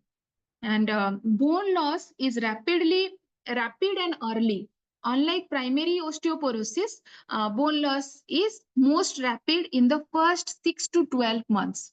And especially it affects the trabecular bone. So vertebra and ribs are particularly more vulnerable for glucocorticoid-induced osteoporotic fracture. And this means we need to be proactive, not reactive. Start screening and prevention early. If you are treating a patient of this 3 category, then you need to screen these things also simultaneously. And key mechanism here, glucocorticoid suppresses osteoblast activity, increase osteocyte apoptosis, and prolong osteoclast survival. Same. So suppose, for example, if any patient with more than equal to 3 months of systemic steroid, especially at a dose of more than 5 milligram per day, should be risk stratified. Often you scan for DEXA and consider it an early preventive therapy. Here you start giving calcium, vitamin D, or as a prophylactic treatment, you can start bisphosphonates or denosumab. Then osteoporosis in rheumatic disease. Here it is often like we have discussed most of the aspects in the previous slide, where our rheumatoid arthritis, SLE, ankylosing spondylitis, or any other vasculitis syndrome, they significantly increase the fracture risk. And even in younger population, rheumatoid arthritis, especially all these 3 conditions, and vasculitis like Wegener's granulomatosis, polyarteritis nodosa, or giant cell arteritis, this is due to disease activity, systemic inflammations, and also treatment effect, especially glucocorticoids. So these are the 3 main causes. One is due to increased disease activity, because these are autoimmune diseases, in systemic inflammations, and treatment effect, especially glucocorticoid treatment. And why osteoporosis happen in these patients? Because inflammatory cytokines promote osteoclast activation. Because there is a chronic inflammations in these patients, reduced mobility due to pain and inflammation, these patients are less mobile. So again, here osteoclast again activated, and there is a decreased mechanical bone remodeling. And glucocorticoid therapy induces bone loss, and vitamin D deficiency, especially in SLE patient because they avoid sunlight. Menstrual irregularities or amenorrhea also reduced estrogen protection. In SLE, there is a renal dysfunction that complicates more the calcium phosphate balance. And these are the causes. And SLE, this is a special case. SLE patients are often young females. Young females, and we tend to overlook risk in these groups because I have also seen many patients with systemic sclerosis and SLE. When we scan for T-score, their T-score, most of them, it comes up to minus 2.5, minus 2.4, like this. So SLE patients, because they are most of the time, they are on high dose of steroid, they avoid sunlight, have renal impairment, most of them have irregularity, amenorrhea, or even premature menopause. So bone loss is often silent but significant, and fracture may occur early. So always screen them timely. And bone loss is the greatest early in the disease course. So high initial dose of glucocorticoids and the screening of the osteoporosis in this patient is mandatory so that anti-osteoporotic drugs can be given. Osteoporosis in men. So the lifetime fracture risk in men over 50 years is estimated to be 20%. Just 1 in 5 men will experience a fracture in their lifetime due to osteoporosis. Fracture risk increases with age. Vertebral fracture become more common from 50 years onwards. And hip fracture significantly increases after 65 years. And this is especially important because since men's osteoporosis are most of the time underdiagnosed, and they may not be screened routinely as women. Causes of osteoporosis, maybe there are multifactorial approach in these patients because they tend to have a broad range of causes like glucocorticoid use, alcohol abuse, current smoking, and hypogonadism. Low testosterone is common in aging men. But these are the contributing factors. The main cause is hypogonadism. And these risk factors should always be explored thoroughly in male patients with osteoporosis. An important subgroup of male patients in those treated with prostate cancer. Androgen ablation therapy is a major cause of accelerated bone loss in men. And these patients experience rapid bone demineralization. And up to 50% of the men with osteoporosis may have secondary cause, like I discussed, prostate cancer. And another important is idiopathic osteoporosis.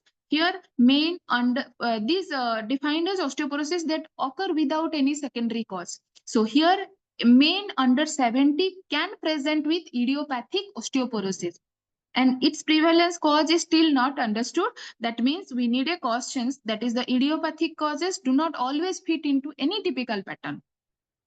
So whenever you are thinking about osteoporosis in men, always keep in mind, always consider the secondary causes and any history of prostate cancer or any high risk of lifestyles like sedentary lifestyle, any testosterone deficiency, any glucocorticoid use, any alcohol history, and always screen them also after 50. Then osteoporotic fracture. Here fracture usually these three sites I already discussed, that hip, vertebra, and wrist. These three are always at a risk, and these are the hallmark sites for osteoporotic fracture. So here osteoporosis, this is, as we know, this is not a localized disease. It is a systemic skeletal condition. And the systemic nature translate into generalized increase in fracture risk almost all skeletal system, not only these three locations. And most crucial insight here is prior fracture. Here, the prior fracture is a major predictor of future fracture risk. This is what we refer to fracture cascade. And a non-vertebral fracture doubles the risk of another non-vertebral fracture. A vertebral fracture quadruples the risk of another vertebral fractures and also doubles the risk of non-vertebral fracture. So if you see a patient with a vertebral fracture today, think of them as a ticking clock for their next event. So intervention is very crucial in this patient. And remember, high incidence of vertebral fracture often silent or underdiagnosed that lead to next fracture. Next is your hip fracture, and these are the most devastating outcome of osteoporosis, because we need to recognize that not all osteoporotic fractures are created equal, and hip fracture is the most catastrophic in both structural and functional decline. So a 20 to 30% mortality within first year, because higher 1 year mortality than any cancer. And 1 in 5, that is the 20% severely impaired mobility that necessitate long-term nursing care. And strikingly, half will never regain their prior level of mobility. This is not just about bone. It's about independence, the patient's own dignity, and long-term health trajectory. So this is usually very common in geriatric population. So but what leads to this fracture? Same low bone mass, bone quality, increased fall risk, comorbidity, advanced age, and this fracture do not just add up, and they synergize, and that is why prevention requires multifactorial treatment here.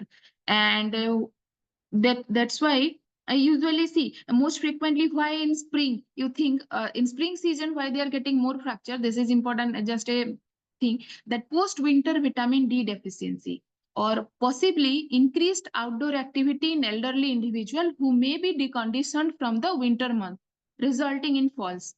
So vertebral fracture, again we will discuss, this is the hallmark of osteoporosis. And vertebral fractures are the most common osteoporotic fractures, and they are often the most underdiagnosed. Here, these fractures do not always binary phenomenon. That is, these fractures do not always require any fall or trauma. In fact, only about 40% are associated with a fall. The majority occur during routine, low-impact activities like bending, lifting, or even climbing stairs. These low-energy mechanisms should immediately raise suspicion, especially in older adults. Now, if a patient presents with acute back pain, think of a patient with acute back pain, we consider possibly a vertebral fracture. But the symptoms can be mild or even absent in many patients. That is why we say many vertebral fractures are clinically silent. And one clue that is easy to overlook, loss of height. When patient says, when patients say I have shrunk or my height is reduced, I'm noticing we need to take it seriously due to multiple undiagnosed compression fractures. And that's where you need to do an X-ray or MRI. Okay, and radiologist must learn to differentiate vertebral fracture from Schumann's disease or Strom nodes or degenerative changes in osteoarthritis, because these are normal variation in vertebral body shape. This should be differentiated. And if any neurological symptoms you find after a vertebral fracture, don't just assume it as osteoporosis. There should be a red flag. Neurological involvement are very rare in osteoporosis, but once it is there, think of malignancy, infection, or any metastatic disease. So, when we talk about fragility fracture, hip and vertebral fracture dominate but here the most frequent osteoporotic fracture are neither hip nor spine. They are so-called non-hip, non-vertebral fracture, and usually vertebral fracture occur during daily activities like lifting, climbing stair, bending, and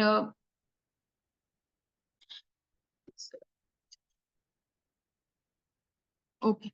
Among vertebral fracture in patients, those without osteoporotic T-score, among postmenopausal women referred for BMD measurement who have high risk factor for osteoporosis in -2.5 have actually prevalent vertebral fracture. And here, this proportion is higher when assessed at the time of non-vertebral fracture. So think of wrist, humerus, pelvis, and what else? These are called non-hip, non-vertebral fracture, and you can think of these sites also. And why it is important? Because this increases the subsequent fracture, fracture at the other side, and even the second fracture is more serious one, like hip or vertebral fracture. So if we miss this, this less serious injury, later we can land with a more serious, more dangerous fracture. So, for example, it's an wrist fracture.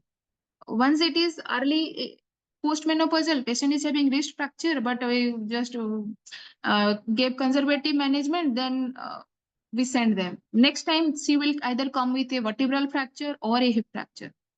So meanwhile, fracture, this will subsequent fracture will arise again and again, and that will be leading to a broader osteoporosis trend. So with this, any non-major fracture that is non-benign, take this as always an early warning sign, and then you do go for an BMD or start treatment or prevent further cascade.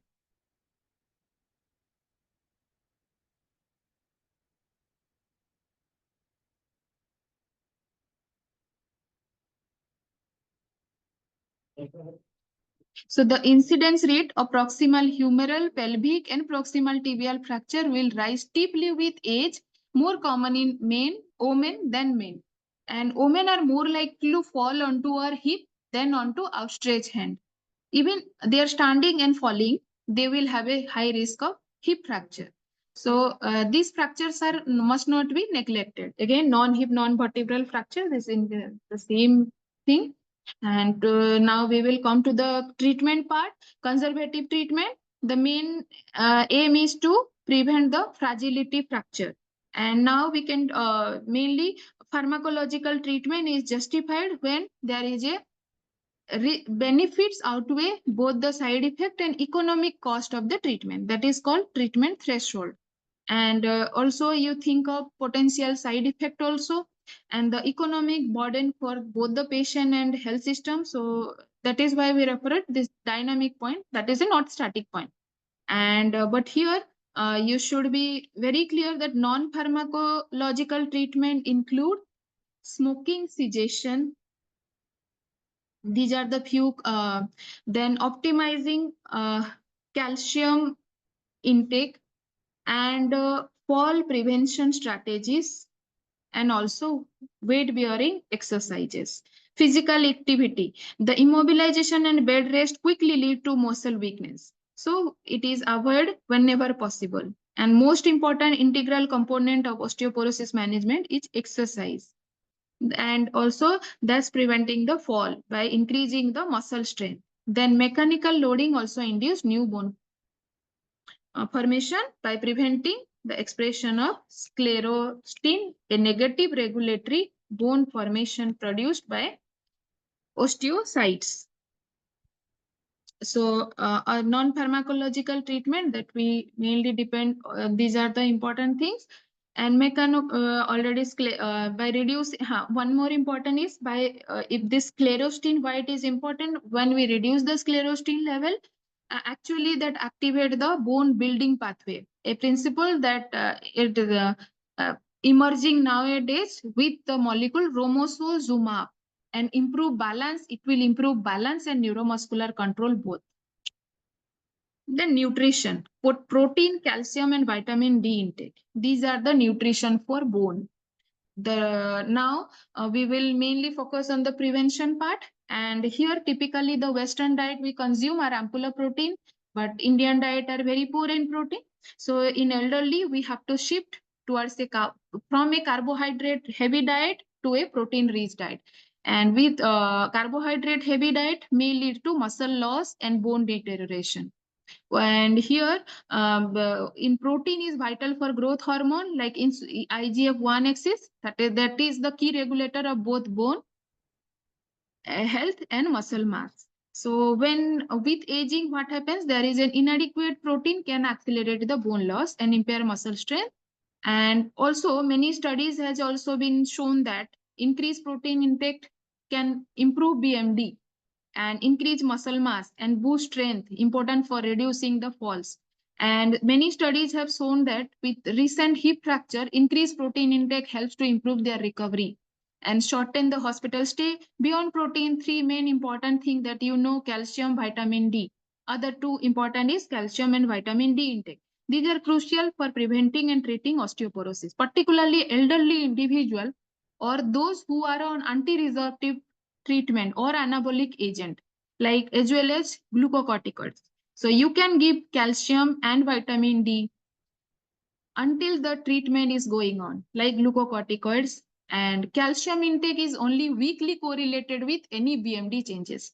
So real value of calcium supplementation for the patients who have inadequate calcium intake, otherwise the benefit to bone health may be minimal. But some studies suggest that calcium supplement could be linked to increased risk of cardiovascular disease like myocardial infarction. But still it is experimental.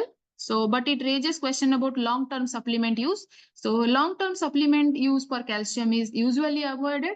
So what is the safe approach then? What we will do? Encourage the patients to meet their calcium needs through food, especially dairy products, fortified calcium or vitamin D fortified products, leafy green vegetables, and only supplement if their intake is less than 1 gram per day. And vitamin D deficiency, we will discuss in elderly. It is very common in elderly and also associated with uh, it affects the bone health and osteoporosis treatment also. So vitamin D deficiency extremely common in elderly, and its deficiency, yes, it is directly linked to poor bone mineralization and increased fracture risk and increased markers of poor skeletal health. A large majority of individuals with inflammatory joint disease also have insufficient vitamin D level, especially those who are not taking the supplements. Vitamin D deficiency significantly hampers the effectiveness of anti-resorptive treatment also. So continue vitamin D until your anti-resorptive treatment is continuing, like bisphosphonates or denosumab. So we cannot get the full benefit from our osteoporosis treatment if vitamin D levels are inadequate. So what should we do? So supplement vitamin D3 is recommended. The doses can be given weekly or monthly or even every 3 months, depending on the patient preference or compliance. To enhance the absorption, vitamin D should be taken with fat-rich food like milk or at the end of a meal. And that helps to ensure the vitamin D is properly absorbed in the GIT. And vitamin D, who needs supplementation? We need to understand in osteoporosis who need vitamin D supplementation. It is so prevalent in elderly that it is often recommended to start the supplementation even before measuring the vitamin D level. And the safety of vitamin D supplement is well established, particularly at the physiological dose. So what is the recommended dose? A safe and effective dose for elderly is 1000 to 1200 international unit daily, even without prior measurement of vitamin D level, and it is safe. So it is a low cost, low risk intervention with high benefit. So especially in elderly patient, you do not wait for lab results to treat vitamin D deficiency, especially, again, I'm repeating, in elderly patients. And this is the safe dose. You can start with this.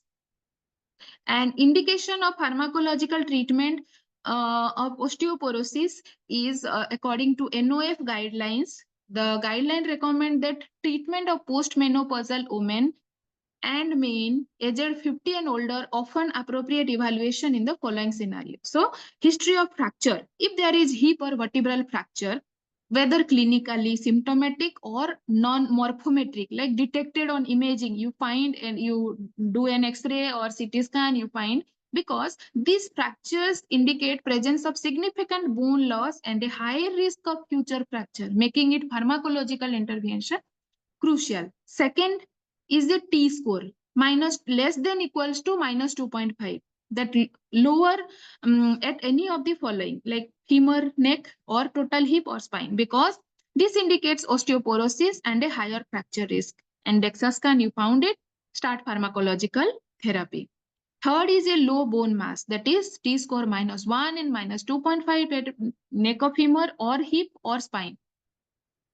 Though it indicates osteopenia, this group has an elevated risk of developing osteoporosis over time, particularly in presence of additional risk factor if search for age, history of fracture. So if there is, and when to treat, if there is any other risk factor also, like high risk of progression of osteoporosis, pharmacological treatment should be started. So Here important is treatment should always individualized and considering clinical history, your DEXA result and other risk factor. So coming to bisphosphonate, this is the first line of treatment for most of the patient like alendronate, risedronate, ibadronate and zoledronate. So these are first line of treatment for postmenopausal osteoporosis and they play a pivotal role in reducing the fracture risk. And here what is the mechanism? It increases bone strength and reduce risk of fracture by inhibiting the osteoclast activity, inducing osteoclast apoptosis that reduces the bone resorption and consequently increases the BMD. And common bisphosphonate, orally we can take alendronate, risedronate and ibadronate, and intravenous is zoledronate and ibadronate. Ibadronate in both oral and IV form. But what is the administration guidelines? Oral bisphosphonate poorly absorbed. On their proper administration is very crucial. So always take in empty stomach with plain water. And after intake of this oral bisphosphonate, remain upright for 30 minutes or 1 hour. Avoid any food, beverages, or any other medication for at least 30 minutes to 1 hour after taking the drug to maximize the absorption and reduce the GI irritation. Side effect commonly associated with esophageal irritation and other GI symptoms. So consider alternative or a change of administration schedule if you find any of these side effects. Next is your intravenous zoledronic acid, aribadronate, and it is typically given once yearly or every 3 months, depending upon the drug and patient need. So first line therapy for osteoporosis is strong evidence of fracture risk reduction. And there are many articles that has shown that bisphosphonate has shown a better profile. So these are the side effect, even if they are good, but they are in a backstep due to their side effect. Though there have a and earlier also I have discussed that we should check for risk and benefit. If benefit outweighs the risk, then we can go for select those treatments. And if risk outweighs the benefit, then we should think again. And here, a long-term use of bisphosphonate has been linked to atypical fracture of the subtrochanteric region and diaphysis of femur. Because most of the we know that most of the antipsychotic drugs are again psychotic. They aggravate the psychotic symptoms. Most of the antiarrhythmic drugs are pro-arrhythmic. Similarly, this bisphosphonate, they also increase the fracture risk. And these fracture tend to occur with minimal trauma due to over-suppression of the bone turnover. It's important to monitor these patients. And you should ask about if there is any new thigh pain or groin pain. And ibadronate that reduces the non-vertebral fracture but no effect on hip fracture. Zoledronate reduce risk of clinical vertebral fracture, non-vertebral fracture and also hip fracture. There are a few acute phase reactions after IV infusion of zoledronate and ibadronate, and common side effects are like occur for 24 to 36 hours after infusion, like flu-like symptoms or including fever, muscle ache or chills. And here these are no need to do anything. These are controlled with simple analgesics like paracetamol and these are self-limiting. Next important and rarely side effect is osteonecrosis of the jaw. And it is rare but it is severe. With high dose of IV bisphosphonate, especially those patients who are with malignancy. And complication require early detection.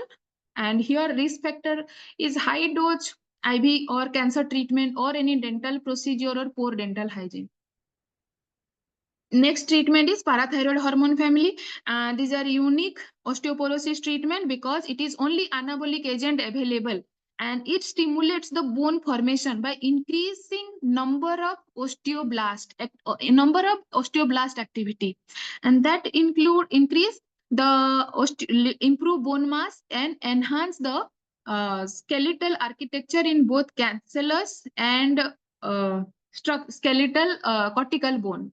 That is spongy and cortical bone, both mass is increased. So intermittent parathyroid hormone administration, for example, daily subcutaneous dose, lead to a net increase in bone mass. And this anabolic effect is opposite to the bone resorption seen in anti-resorptive drugs like bisphosphonates. And these are the available anabolic agent in our setup is like teriparatide, which is a recombinant parathyroid hormone, and a fragment of parathyroid hormone that stimulate the osteoblast activity. And another is intact recombinant parathyroid hormone, that is full length hormone, also used for anabolic therapy. These are very few side effects of teriparatide like nausea, pain in the limbs, headache and dizziness that you should explain before starting the treatment to the patient, and hypercalcemia, but hypercalcemia is transient. Slight elevation in serum calcium you may notice in normocalcemic patients. If this happens, calcium supplement you should discontinue in this patient temporarily to manage the condition. Other consideration you should think, and since parathyroid hormone increases the bone formation, it may be given in combination with a other medication like calcitonin nasal spray to add therapeutic benefit. It is highly effective treatment, and that's all. Only one or few side effect, and there is a increased serum calcium in normocalcemic patient. Next is selective estrogen receptor modulator.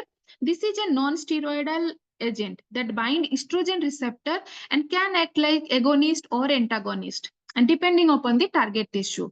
And this means the SERMs can mimic or block estrogen's effect on different parts of the body that make them useful for managing osteoporosis in postmenopausal. This treatment is especially designed for postmenopausal osteoporosis.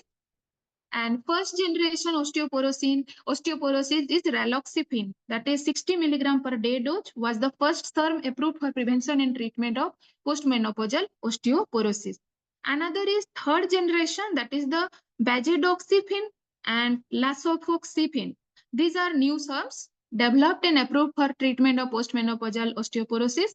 These have seen to reduce the incidence of vertebral fracture, and raloxifene offer additional benefit also for non-vertebral fracture, and side effects is same like hot flushes due to estrogenic effect on certain tissue. And another important is thromboembolism, increased risk of blood clots in postmenopausal women.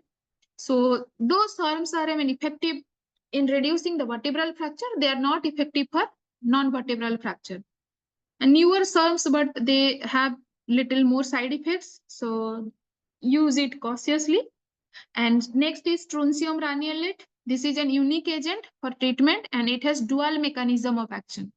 It inhibits bone resorption and stimulate bone formation, and this dual effect suggests it is uncoupled and bone remodeling process, and that lead to overall increase in bone mass and strength. And it has demonstrated its anti-fracture efficacy in both vertebral and non-vertebral fracture, and important in patients for preventing fracture in osteoporosis patients. These are also have very few side effects. One is nausea, one is diarrhea.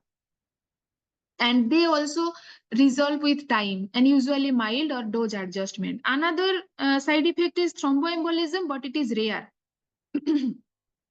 But we should consider again strontium ranolate.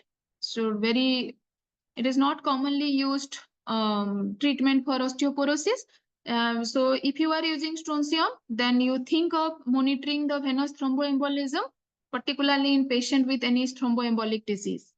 So should keep in mind these few things. And denosumab, lastly, and we know this is the latest anti-resorptive agent for osteoporosis treatment, and it is a humanized monoclonal antibody that works by binding selectively to rank ligand, and that is the receptor activator of nuclear factor kappa B ligand, and this is of TNF member of TNF family and inhibits its activity. And what a rank ligand plays an important role for osteoclast formation, activation, and survival, thereby reducing the bone resorption. What is the efficacy? Optimal dose is 60 milligram subcutaneously every 6 months. And after 24 months of therapy, patients experience an average spine BMD increases to 8.9%. 24 months means 2 years. Its average duration of treatment is 2 years. And rapid increase in C-telopeptide of type 1 collagen level occur rapidly. That is a marker of bone resorption and observed as early as 3 days after the injection. And I have also seen that patients who are on denosumab, after 3-4 days, they will improve symptomatically also. And unlike bisphosphonates, denosumab has no residual effect. After discontinuation of the treatment, bone turnover rebounds and most BMD gains are lost within 12 months. This is one drawback. Side effects: skin infection. Patient may experience cellulitis, erysipelas, or other skin-related conditions like eczema. And another side effect is hypocalcemia. And denosumab can cause drop in calcium level. It is important to provide vitamin D and calcium supplementation to mitigate the risk of hypocalcemia following the administration. So here important you need to remember is denosumab is a potent anti-resorptive therapy for osteoporosis that effectively increases the BMD, especially in the spine, and the treatment duration of effect is limited, and BMD gains are lost after discontinuation. And skin infection and hypocalcemia are the common side effect. So we need to monitor these two. And calcium and vitamin D supplementation here should be optimized till the treatment is going on. And denosumab can be highly effective for treatment of osteoporosis, but monitoring is essential for its side effect. So thank you so much. If any doubt, you can ask or message put in the chat box. Good Yes. Good evening. Good evening, ma'am. Ma'am, what is the teriparatide dosing should give? Teriparatide means. Okay. Teriparatide, it is usually duration should be up to from 6 months to 2 years. And dose is 20 micrograms subcutaneously daily, once daily. Okay. Okay, any more questions because we are running late? Thank So you, ma'am. any more questions, you can put it in the chat box. So Shruti, please be there and answer the chat box question. Yes, And sir. it was very nice presentation, Shruti. So very elaborate and nice presentation. I hope everybody has enjoyed it. And whatever the questions they are having, they can put it in the chat box. So what I'll be asking Milton to start his presentation. And Shruti, please stay back and please answer the questions whatever it is there in the chat box. Yes, sir. Okay.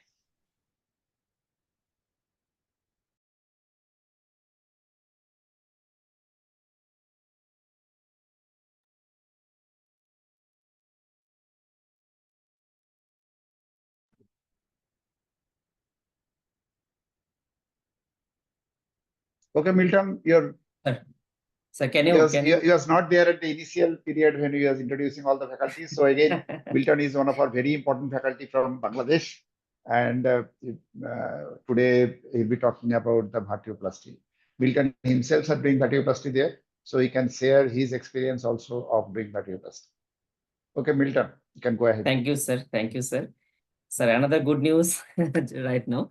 I have completed my PhD written part and taken a very good marks. Just I have got my result few minutes back, sir. Thank you, sir. Only thesis and defense is there. Thank you, sir. So thank you, sir. Without any delay, I will start my class. And today is very important class because we know that the osteoporosis and actually the vertebral fracture, compression fracture, and sir given a very good lecture with the practical area. So sorry. So if we see that the vertebroplasty, it started around 1987, and firstly it was done due to the hemangioma, and it was accepted by the American Society. That's been the FDA around 2004, and still now we are doing a lot of vertebroplasty because it is very minimum procedure, and patient get a excellent result after getting their this procedure. And 3 days back, I have no, not almost 4 days back, I did 2 vertebroplasties in the same day.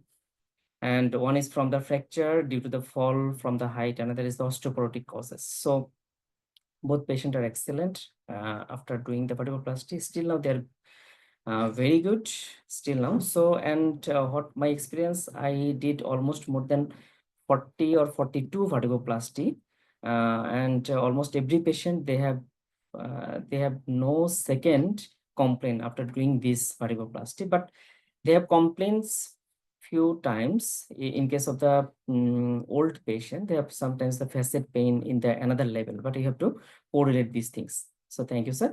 So what is the vertebroplasty? So it is a very minimal invasive procedure, and actually we use the cement, that is the PMMA, injected within the vertebral body. So when actually we do this kind of procedure, it is only for the compression fracture or the osteoporotic fracture or any kind of vertebral fracture. So before that, you have to know what is the classification of the vertebral fracture. So if it is 20 to 25% reduce from its normal height, so it's regarding as the grade 1. If it is more than 25, but up to 40%, it is the grade 2. If it is less than 40%, then we consider as the grade 3. So usually we do up to grade 2 in primary hand, or in case your few cases, but you can also do if it is more than 50%, more than 60%, if you are skilled and your posterior cortical vertebral cortex, it should be intact. That is the main issue, because if you give the cement and it leak in the posterior cortical part, so it may damage in the spinal cord. So that is the very important part. So we can do through the transpedicular, through the extrapedicular. So I will discuss later. So what are the indications? So primary indication is the compression vertebral fracture. So primary compression, it may be the steroid-induced compression, osteoporosis. So already Shruti gave a very good lecture regarding the osteoporosis, and it is a in-depth lecture. So if you enjoy this lecture and if you read this lecture, so everything regarding the osteoporosis you have completed. So neoplastic induced fracture is the another indication. So acute, and another is the subacute traumatic collapse and vertebral angioma. If there is angioma, then symmetric microfracture, symptomatic microfracture is there. So you can go for the vertebroplasty. So patient selection. So when actually we plan for the vertebroplasty, you should plan either patient have particular this area pain or the others pain. So in case of the any compression fracture, so patient give the important few clue. So in the old patient, they have a history of the fall. Even in the young patient, if there is the vertebroplasty, so they have also sometimes they have a history of the fall. So another is the very focal pain, and pain is very intense and deep-seated pain, because we know that the vertebral body is the deep-seated structure regarding the posterior surface, and the local tenderness or deep percussion is very tender. And when actually patient want to sit, that time patient feel more pain. Even patient want to sitting from the lying position, that time also patient feel very pain. But sometimes patient in lie position, that times there is no pressure over the vertebral body, and that time actually patient feel relatively less pain. And usually this pain never ever radiculate to the leg. It is confined with the particular area. Sometimes it may be the referred, but most of the time, particular area, very intense pain. If you give the deep percussion or local compression, that times patient feel very severe type of pain, and you should correspond these things with your X-ray as well as the MRI. So patient selection, this is very important things. So in your initial part, or when actually you start this procedure, so initial stage, you should start the single stage or single level, but you can also do in the multiple level also, but better to, at least you should do more than 100 cases, then you should go for the multiple level. And always these pain should be correspond with the MRI, and it should be the very recent fracture. Better to less than 2 months. If this patient come to you in his first stage, you have give the some conservative treatment. If it is not improved, then you should plan for the vertebroplasty. That's meant it should be done as early as possible, because it is a very rewarding, as well as more than 90% cases patient improve after doing the vertebroplasty within 1 to 2 hours.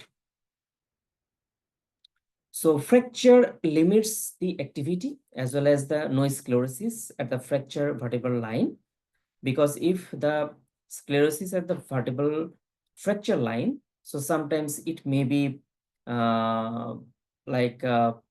causes the more pain when actually you do the vertebroplasty. Sometimes it's refracture also. Now come to the, those patients should be avoid. Number one, if patient have this kind of problem more than 1 year, that's mean almost the vertebral fracture area almost heal, but there is the sclerosis, or sometimes this pain come from the other side also. So this pain come from the disc, come from the spinal canal stenosis, maybe the facet, maybe the sacroiliac joint, maybe the myofascial side, maybe the interspinous ligament also. So it should be excluded by you. Either this patient is suffering any kind of other problem, or particularly the compression fracture. So what are the criteria before doing any kind of the vertebroplasty? So if you give the conservative treatment within the 4 weeks, if patient not improve after taking this conservative treatment, then you can offer and you can plan this procedure to the patient. And another is that it should be acute or subacute compression, and it is visualized by the MRI, because you can see the edema. If you see the edema in the T2 weighted image, it should be the white. Okay, you can see this at the MRI, and always correspond that either the posterior cortex is intact or not. This is the very, very important part. And pain correspond should be the same level. Suppose pain at the L3 level, but vertebral compression fracture at the thoracic 12. So it should be matched. That is the important part. Very, very important part. Sometimes there is the wall fracture, so there is no pain at the compression fracture area. Almost 3, 4, 5 years. Even patient cannot complain this for particular area. But if you are interested for doing vertebroplasty, so that is the wrong intervention to this patient. Okay. So before intervention, you should do the few investigation. So definitely you should do the basic investigation like the CBC, CRP, RBS, and other basic creatinine and other BTCT. So after that, you have to also do the radiography, especially the X-ray. So it is a pilot film. It gives the evidence either there is the compression fracture or not. If there is compression fracture, you can go for the MRI. So you can see the marrow edema, or sometimes you can see the leakaging. So you can see at this MRI. So after that, you can also do the CT scan. That is the 3D CT scan. You can see the posterior cortical area, either it is intact or not. If there is any kind of breeze of this area, so that may leakage the cement, and this cement causes the compression of the vertebral sorry, a spinal cord, and it causes the damage of the permanent damage of the spinal cord, and patient may cannot the walk also, paralyzed also. And BMD is very important because we know that if we do the BMD, it give the information what is the status of the bone density. So you can give the denosumab or you can give the teriparatide to the patient, and also you should give the supplement like the calcium or vitamin D. Okay. Now come to the instrument. So usually we need the important two instrument. One is the Jamshedi needle associated with the drilling machine. Sometimes we can need the drill bits. Sometimes we need the cement filler. Sometimes we can use also the, in young patient actually, sometimes we need the hammer also. But in the old patient, the osteoporotic fracture, osteoporosis suffering patient never need the hammer, because you can feel your needle, either it is in the pedicle or not, with your hand. But when actually you use the hammer, that time you may lost either it is in the right area or not. Because when actually we cross the pedicle, this is actually the critical area for this procedure. Okay. So associated with, we can use, we also use the bone cement and other racing pad and other things. So here actually you can see the left side, the Jamshedi needle, then the guide wire, drill bit and cement filler. So we can use the spinoplex.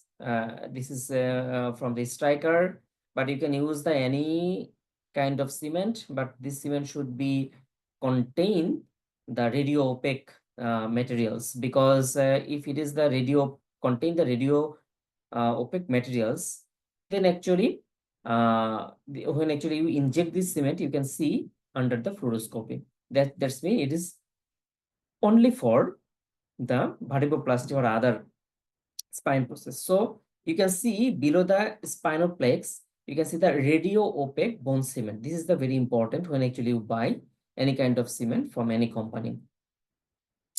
So cement mixture.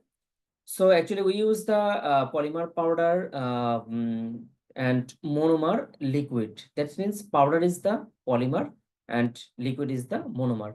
When actually we mixed, it causes the cement, and when actually powder we mixed it, it causes the paste like some things. That's in the cement. It should be the paste like. So when actually we inject within the body, after 15 minutes to 20 minutes, it is it almost the solidification and it is hardening. And so I will discuss it later. So another few things, that is the opacity agent. So this opacity agent is very important. So tungsten and tantalum, these are actually wees, and another is the antibiotic we can add with this procedure, that is the tobramycin or vancomycin. Sometimes also you can the gentamicin also. So cement injection, in case of the terminal injection, is very important. So always feel the anterior part and the middle part. Never ever feel the posterior 1/4 or 1/3 part of the vertebral body. Because if you feel the posterior part, sometimes it may causes the leakage also. Okay. So better to avoid this. Okay. So this is the patient should be in the prone position. Here is the approach. In the cervical, we can go for like the anterior approach. In dorsal, we can throw pedicle or extrapedicular also, or the transpedicular. And in lumbar, actually, we do the transpedicular approach. So this is actually the cervical. So you can see the blood vessels are guarded by finger, and after that, this needle actually comes through the within the muscles, longus colli and something muscle we can see, and it's come towards the vertebral body, and after that we can inject the bone cement and filling visit. Okay. So here we can see this is the cervical tree. It is filled. This is the needle, and it comes to this area and give the cement at this area. Okay, it's for the metastasis. We can see almost, you can see almost more than 40% is lost. So this vertebral needle is come and it fill this area, particular area. So in the thoracolumbar vertebroplasty, so we can choose the transpedicular. Sometimes we can go through the parapedicular also. Even with the lateral transpedicular, we can go. So most of the time we use the bilateral needle insertion, but sometimes you can also go for the unilateral if it is feel most of the vertebral area. But in the initial part, better to use the two needle. So that times actually you can feel the both of the side of the vertebral body. Okay. So here actually we can see this is the parapedicular approach. So you can see it's through the pedicle. Okay.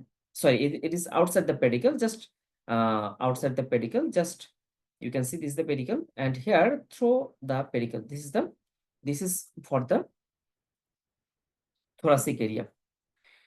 So now come to the pre-procedure consultation. So this is a very important part. So informed written consent is very important, and always give the effect, side effect, complication, and every explain to the patient before go for the procedure. Because if you give all kind of information to the patient, that time actually patient prepared for the next any kind of problem or any kind of hope. Okay.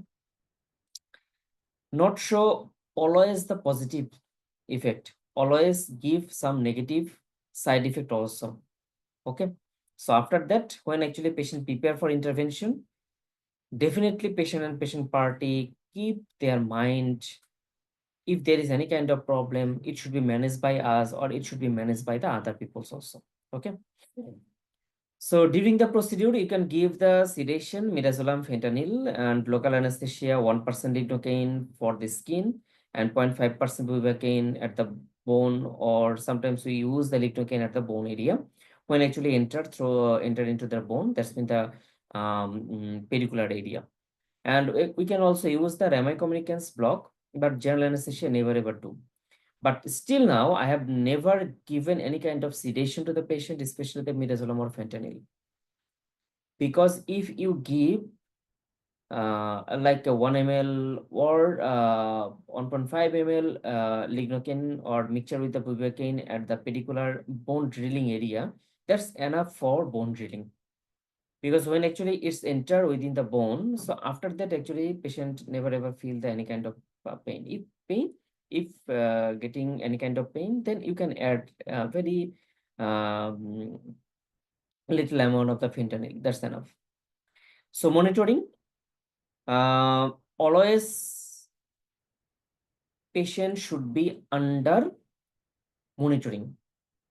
Pulse, pressure, patient oxygen saturation, it should be monitored, and always talk with your patient. Because if patient is at the stage of the talking, that's when patient is okay. Okay.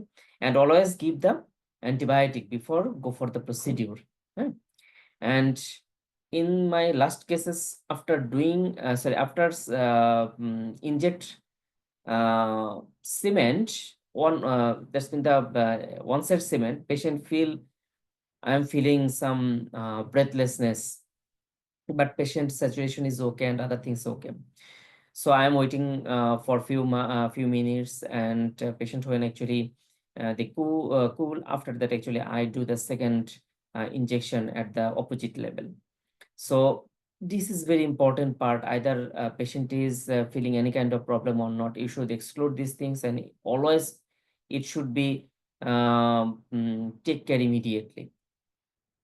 This is the important and very important part. So first is the selection of the particular area. So after that, you should go for the craniocaudal tilt for squaring of the vertebral body, especially better to make your pedicle at the middle of the vertebral body. Okay. So in this picture, it is not correct, but just it is try to visualize these things. So better to make your pedicle in between the upper and lower level. That's mean this area. So after that, it should be ipsilateral oblique. So this oblique should be when actually you can see the most oval shape of the pedicle up to making the more oval shape. If it is the circular shape, not oval shape. If it is the oval shape, so come to the previous point and make it the oval, mostly the oval shape. Okay. So after that, you should target your needle, and needle should be the outer and the superior part, never ever the inner and the lower part. Why? If you come to the lower part, if you cross the pedicle, then if because we know that the below the pedicle, the exiting nerve exit through this area. So if you just cross the pedicle or just breeze the pedicle, that's mean you can touch the exiting nerve in this area. If you come towards the medial side, then you can breeze the medial part of the pedicle. That's mean this area is very important because inside this is the spinal canal, and inside the spinal canal is spinal cord is by. So if it is bridge and cement comes through it into the spinal canal area, so it causes the compression of the spinal cord. Okay, so always avoid this area. That's been the medial part and the lower part. So our needle should be target at the superior as well as the outer part. Okay. Now, when actually we touch the posterior part of the pedicle, you can see this is the pedicle. This is the posterior part of the pedicle. That's mean you should touch at the lateral pedicular line at AP view. When actually you touch the lateral pedicular line, you should check in lateral view, either you are in the posterior pedicle or you are far from the posterior pedicle. It should be checked. Okay. Then you should drill and you should go inside. Suppose you are go just mid pedicular line area, and in the lateral view, it should be cross almost 50% of the pedicle. And here is very important, always go for the AP lateral, because either you are in the right area or not, always check it. This is the very important part. When actually you cross the pedicle, that times you are risk free.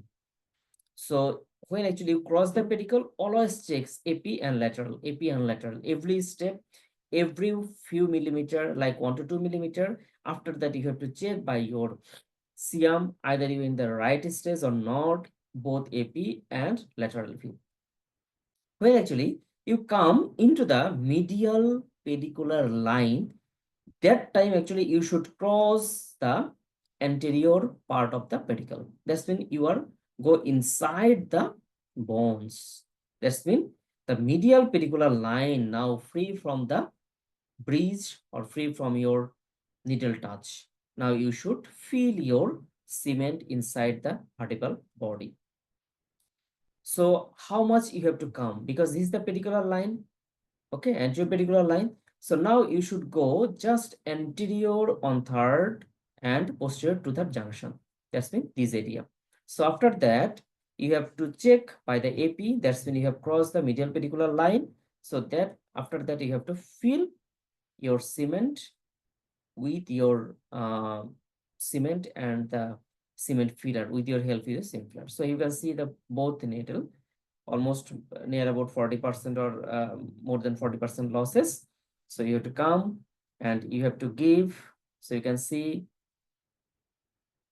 I have used this cement filler to push the cement inside the bones. Very important part is the mixing part, because we know that this is look like the powder. Okay, so this powder actually mixed with the liquid, monomer liquid. So when actually these two are mixed with each other, so that time actually they have produced the polymethyl acrylic, and this is look like the cement, and the consistency of this cement should be the paste like. So every morning we have used the paste. So how actually it is, you can feel. Okay, why it should be the paste like. If it is more liquid, okay, so it causes the travel through the venous channel, and it may block, sometimes it may block the artery channel also, or so causes the ischemia to the vertebral area also. Sometimes these cement also travel through the blood vessels and come to the lungs area also. That's mean that you can find your cement at the lungs area due to the more liquid cement. Okay, if you are use the more hardened cement, that's mean the more than paste, it's near about the semi-solid, not semi-solid, more than semi-solid. So you cannot push through the Jamshidi needle. So better to use the paste like, and use this ice bowl within to cool this cement. Why? If it is more cool, so it takes more time to harden. If it is less cool or the room temperature, like 28 or the 30-degree temperature, or inside the body like the 36 temperature, so it's go rapidly hardening. So better to wait. If you want to take more time, so you have to use this ice bowl. So this ice ball actually reduce the temperature of the cement area, and you have enough time to push, and this is actually the benefit to this cement, to this ice ball. Now come to the cement injection. When actually you give the cement, always the few ml of the cement, if you give inside the bones, you have to take the lateral view multiple time, and you should monitoring these things with fluoroscopy, as well as the monitor the basic parameter under the monitoring system, and always feel the anterior part, and never ever feel the posterior one third. You can feel anterior and middle part, never ever the posterior one third part. And sometimes it may leakage to the epidural foraminal area, but always it should be venous area. But always you should check these things. Small cement, if it is passes through the venous area, and if some very small cement comes to the lung area, so most of the time it is asymptomatic. Never ever it causes any kind of symptom. But important part is the paste like cement is very important. If you use the paste like cement, so most of the time this cement never travel to the lungs area. So better to use the 1 ml syringe, but you can also use the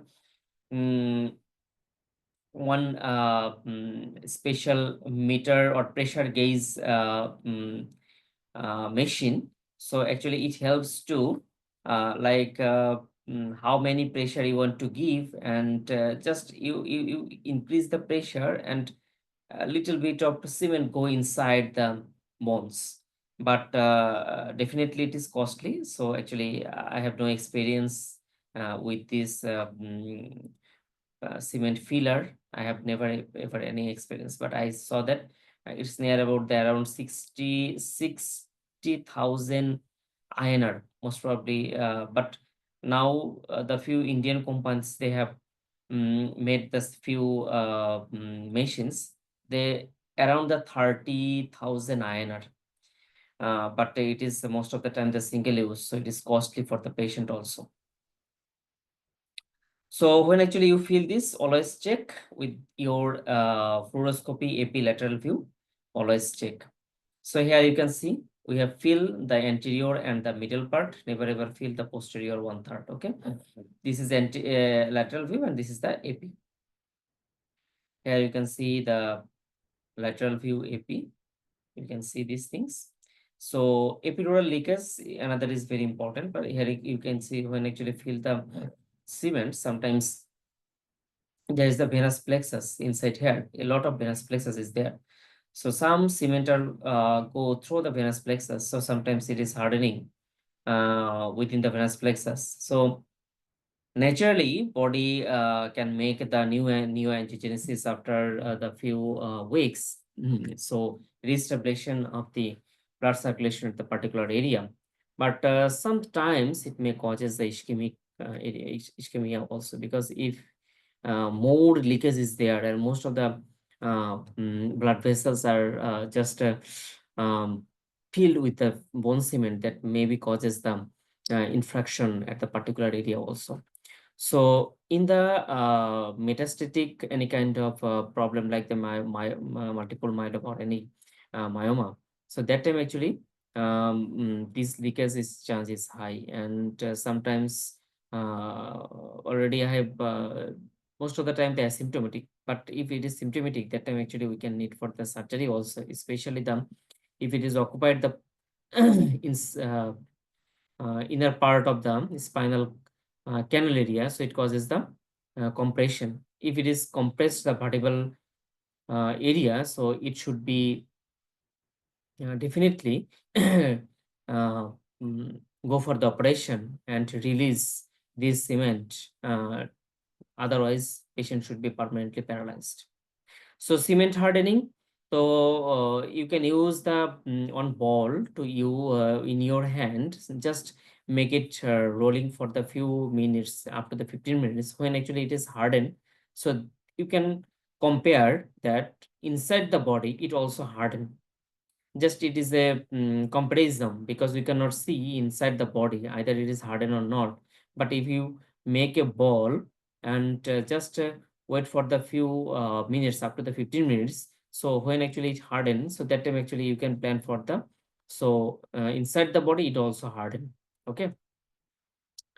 So cement delivery, sometimes we are encountered for the problem. So no flow, if there is the hard like the very hardened cement paste, so that time actually no flow. Sometimes there is the cannula problem. If it is the more thick cement, so we know that it's not comes through this needle. Okay. So post-operative care is very important. So patient should discharge at least after 2 to 3 hours. Monitoring, vital monitoring is very important, and the motor always go for the reflex, sensory, and the motor. And after that, patient should be discharged from the hospital. So when actually go for the discharge, always take care of the osteoporosis, especially give the supplement and go for the denosumab or the teriparatide or any kind of osteoporotic treatment. So after that, you have go for the to rest, complete rest, and 7 days after 7 days for the no work, no travel, no exertion, and 1 month later, patient can travel for a short distance, and patient can do for the any kind of routine work, and patient go for the yoga or little bit exercise after 1 month. But few instruction you should give to the patient, that is if there is any kind of the weakness, if any kind of the backache, any kind of the breathlessness, or any kind of the fever or increased temperature, always patient should call and always consult with you, either patient have suffering any kind of problem or not.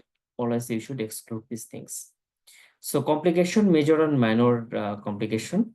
If we go for the minor complications, so most of the time, near about almost every patient, actually small cement leakaging into the paravertebral soft tissue is very common, and venous plexus, lumbar venous plexus embolism, usually they are symptomatic, and foraminal perineuritis. This is very that's mean worse condition, not very, it's worse condition, but perineuritis patient is suffering very severe pain at this area.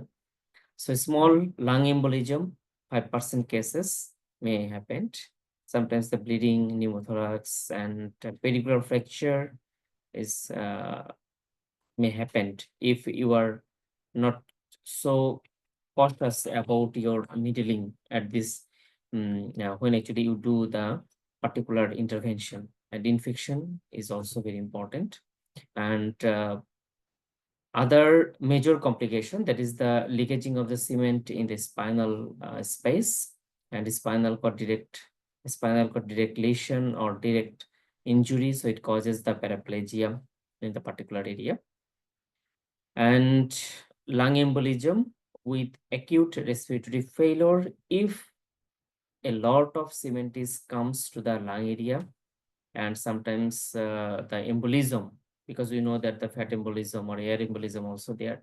So if there is embolism, so it causes the also pain at this area. And death, that is important part. So here you can see this is this cement is come inside the canal, and here you can see this cement is come inside the disc, upper and lower. You can see there is the lung shadow, and you can see the cement at this particular area. Okay.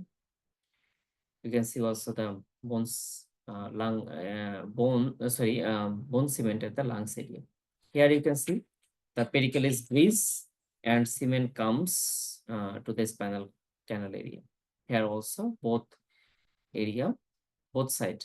So compression over the spinal cord. Okay. So when actually we just withdraw our needles, so that time sometimes actually this cement are leaking through this track. So better to use the cement filler and make it empty. And when actually you withdraw this canal, Jamshidi needle, so keep the pressure and better to fill up to the pedicle. Okay, but after that, never ever go for the share. So effectiveness, so osteoporotic compression fracture, near about 75 to 90% patients have improved dynamic improvement, and neoplastic compression fracture. Almost 57 to 86% they have experienced no pain. And effectiveness, so improve comparatively like 84% improve, and no change around the 9%.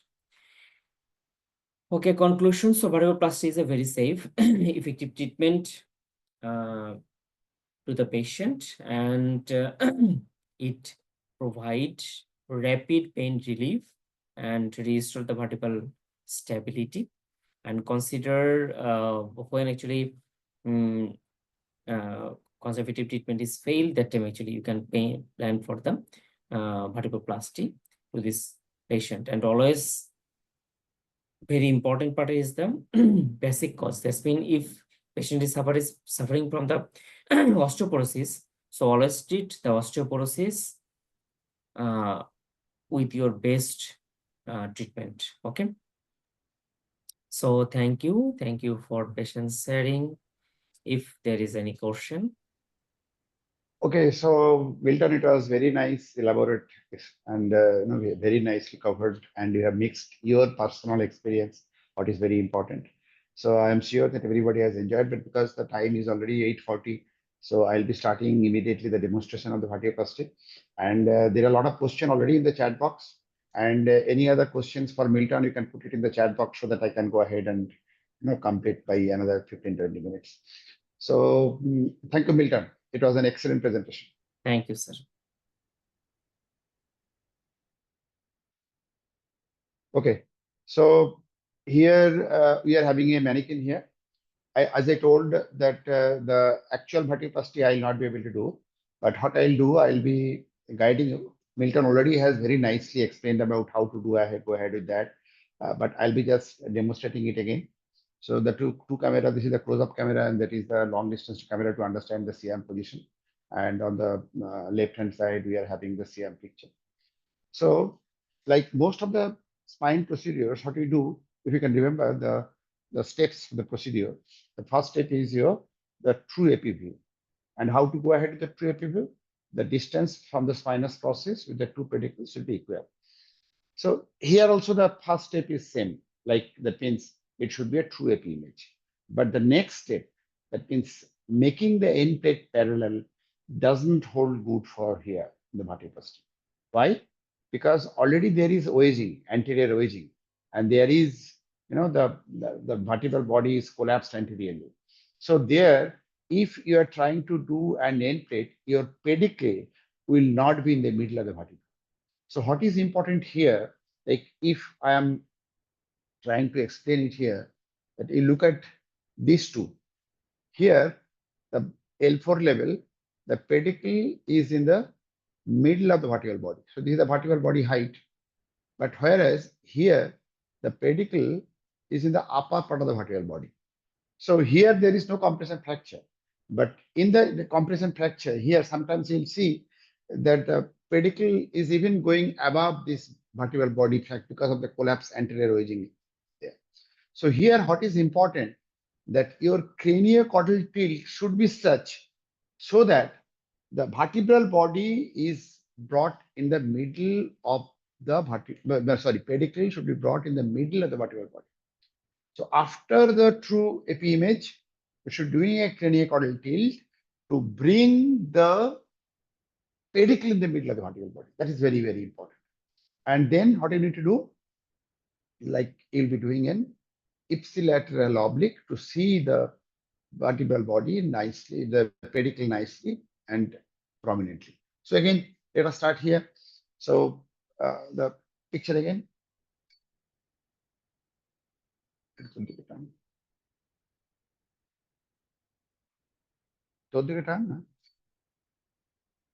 Okay, so first step is true AP image, and after that, what we told, for the L5 or L3, we are ready for doing the procedure. End plate parallel in the L3. Look at the L3. The end plate is not parallel, but vertebral body is at the middle of the pedicle is in the middle of the vertebral body. So we are ready to do that procedure there as well. And in the L5, we need to make a cranial tilt to bring the pedicle in the middle of the vertebral body. So you do a craniocaudal tilt. There is no uniform rule whether you have to do the cranial tilt or the caudal tilt, because the fracture, sometimes it is involving more of the superior end plate and sometimes more of the inferior end plate. So sometimes you need to make a cranial tilt, sometimes you need to make a caudal tilt. Our aim is to bring the pedicle in the middle of the vertebral body. And then what you need to do, we do a ipsilateral oblique. So if you're doing an ipsilateral oblique, you see what happens to the pedicle. Pedicle will be looking more prominent because pedicles are not vertical. Pedicles are little bit oriented on this. If you are making an oblique and CR beam is falling in that line, the pedicle will be most prominent. So I'll be making it. See, if I'm making it ipsilateral oblique, you see the pedicle is becoming prominent. So you see now the pedicle is looking larger. The pedicle is looking larger. So whole is your pedicle. And the Milton has explained very nicely is what, that upper and outer is your target. So if this is the pedicle,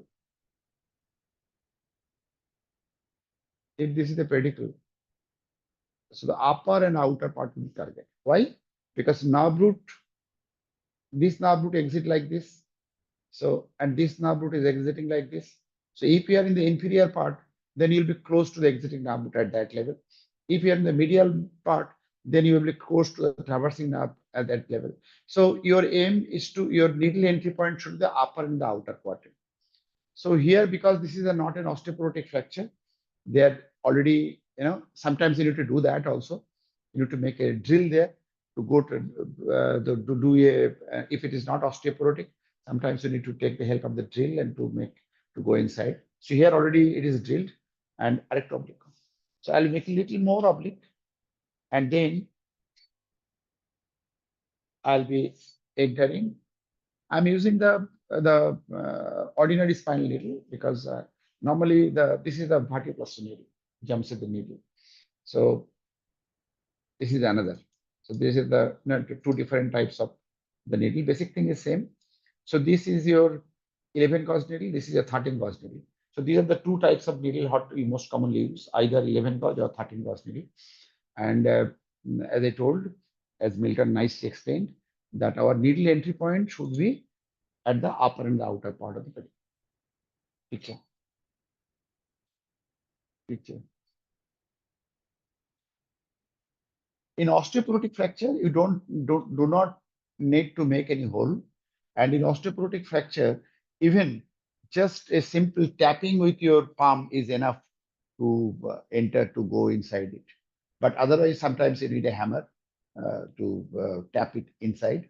Osteoporotic fracture, most of the times, the just simple tapping is enough. So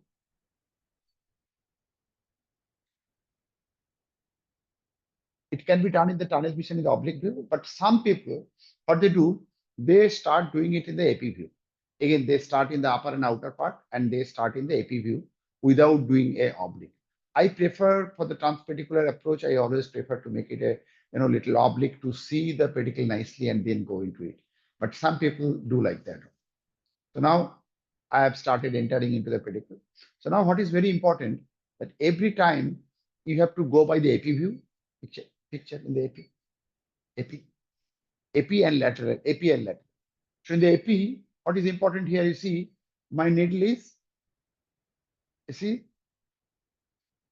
I've started entering into the upper and the lateral part.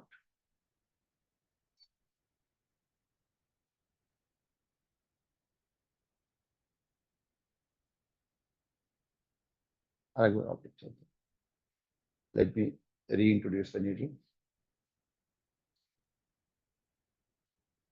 Recto.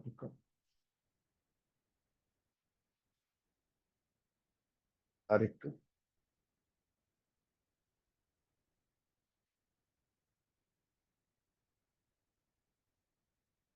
Mm. Mm. So what I was trying to tell you that there are two approaches. Some do it in the oblique, like what I'm doing, and some do it in the just AP view, starting the needle entry point from the upper and outer quadrant.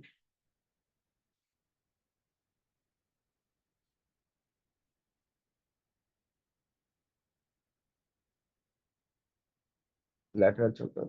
Then we go by the lateral view first. So all the three angles you have to repeatedly check. AP lateral, AP lateral. So you see, my needle has entered into the pedicle, but my needle has not entered into the vertebral body yet.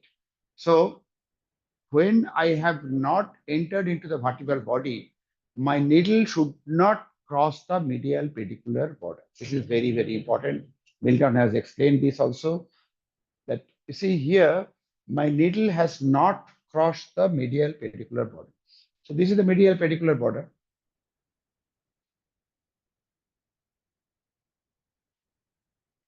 So this is the medial pedicular border. So that is the spinal canal boundary. So my needle is far away from there. And in the lateral view, what I have seen, I'm still in the pedicle. That means I'm in the pedicle, but I have not entered into the vertebral body.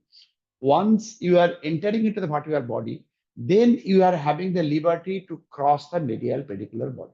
But still you have not entered into the vertebral body, your needle should not cross the medial pedicular line.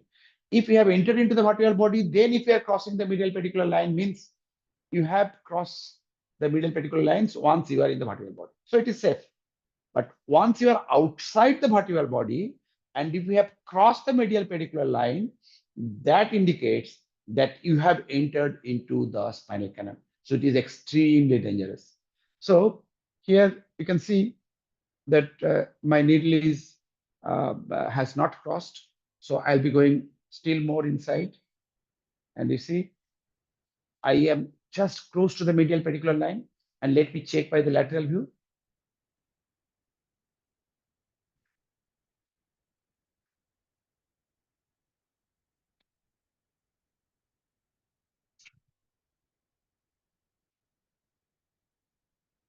Okay, so I am just entering into the cortex, and I can go ahead, and at this point I am having the liberty to cross the medial pedicular line. So I'll be again checking in the AP view. because my needle has entered into the vertebral body. So now I can cross the medial pedicular line in the AP image. You see, it is just touching the medial pedicular line. And if I am advancing further, I am actually crossing the medial pedicular line. See, I am crossing the medial pedicular line, but because I have already entered into the vertebral body, this crossing the medial pedicular line is not dangerous. I hope everybody has understood this thing. So in the AP image, you cannot cross the medial pedicular line till you are within, you are outside the vertebral body.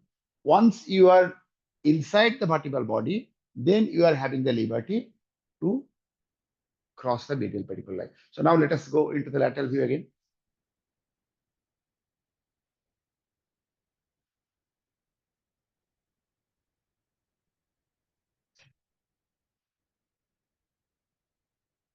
Okay, I've entered it.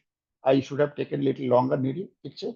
So normally the needle should be crossing, it should not be injecting here. Your needle should come up to here. The needle should come till here and inject the, let's see. Let me take a longer needle. Okay, longer needle, open a picture, 12 centimeter needle. So that is one approach I have shown you. That means that approach was basically the we are making it the oblique, but without making oblique also. 12 centimeter.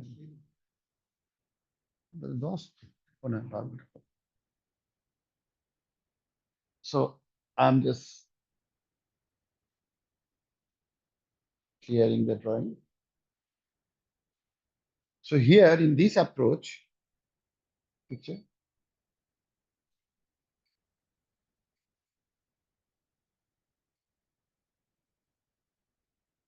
upper and outer part of this pedicle you have to go, and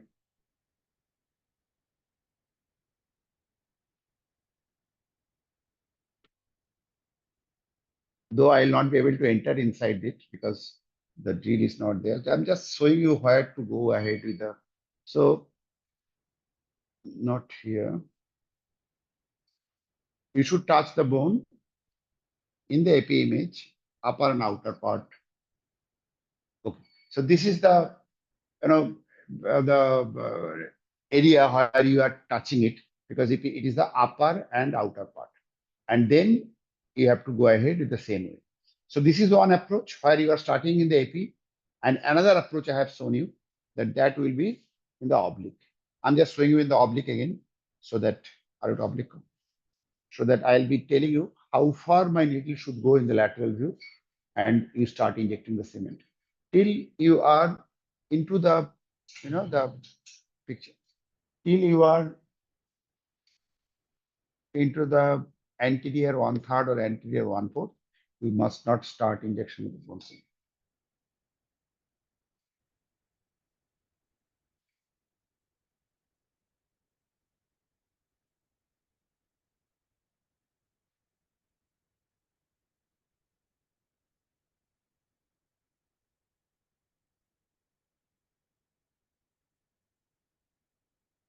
Here it is tunnel vision.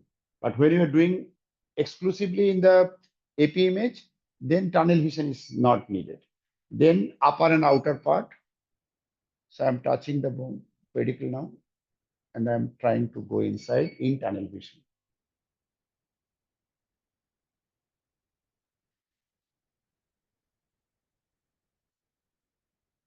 Lateral.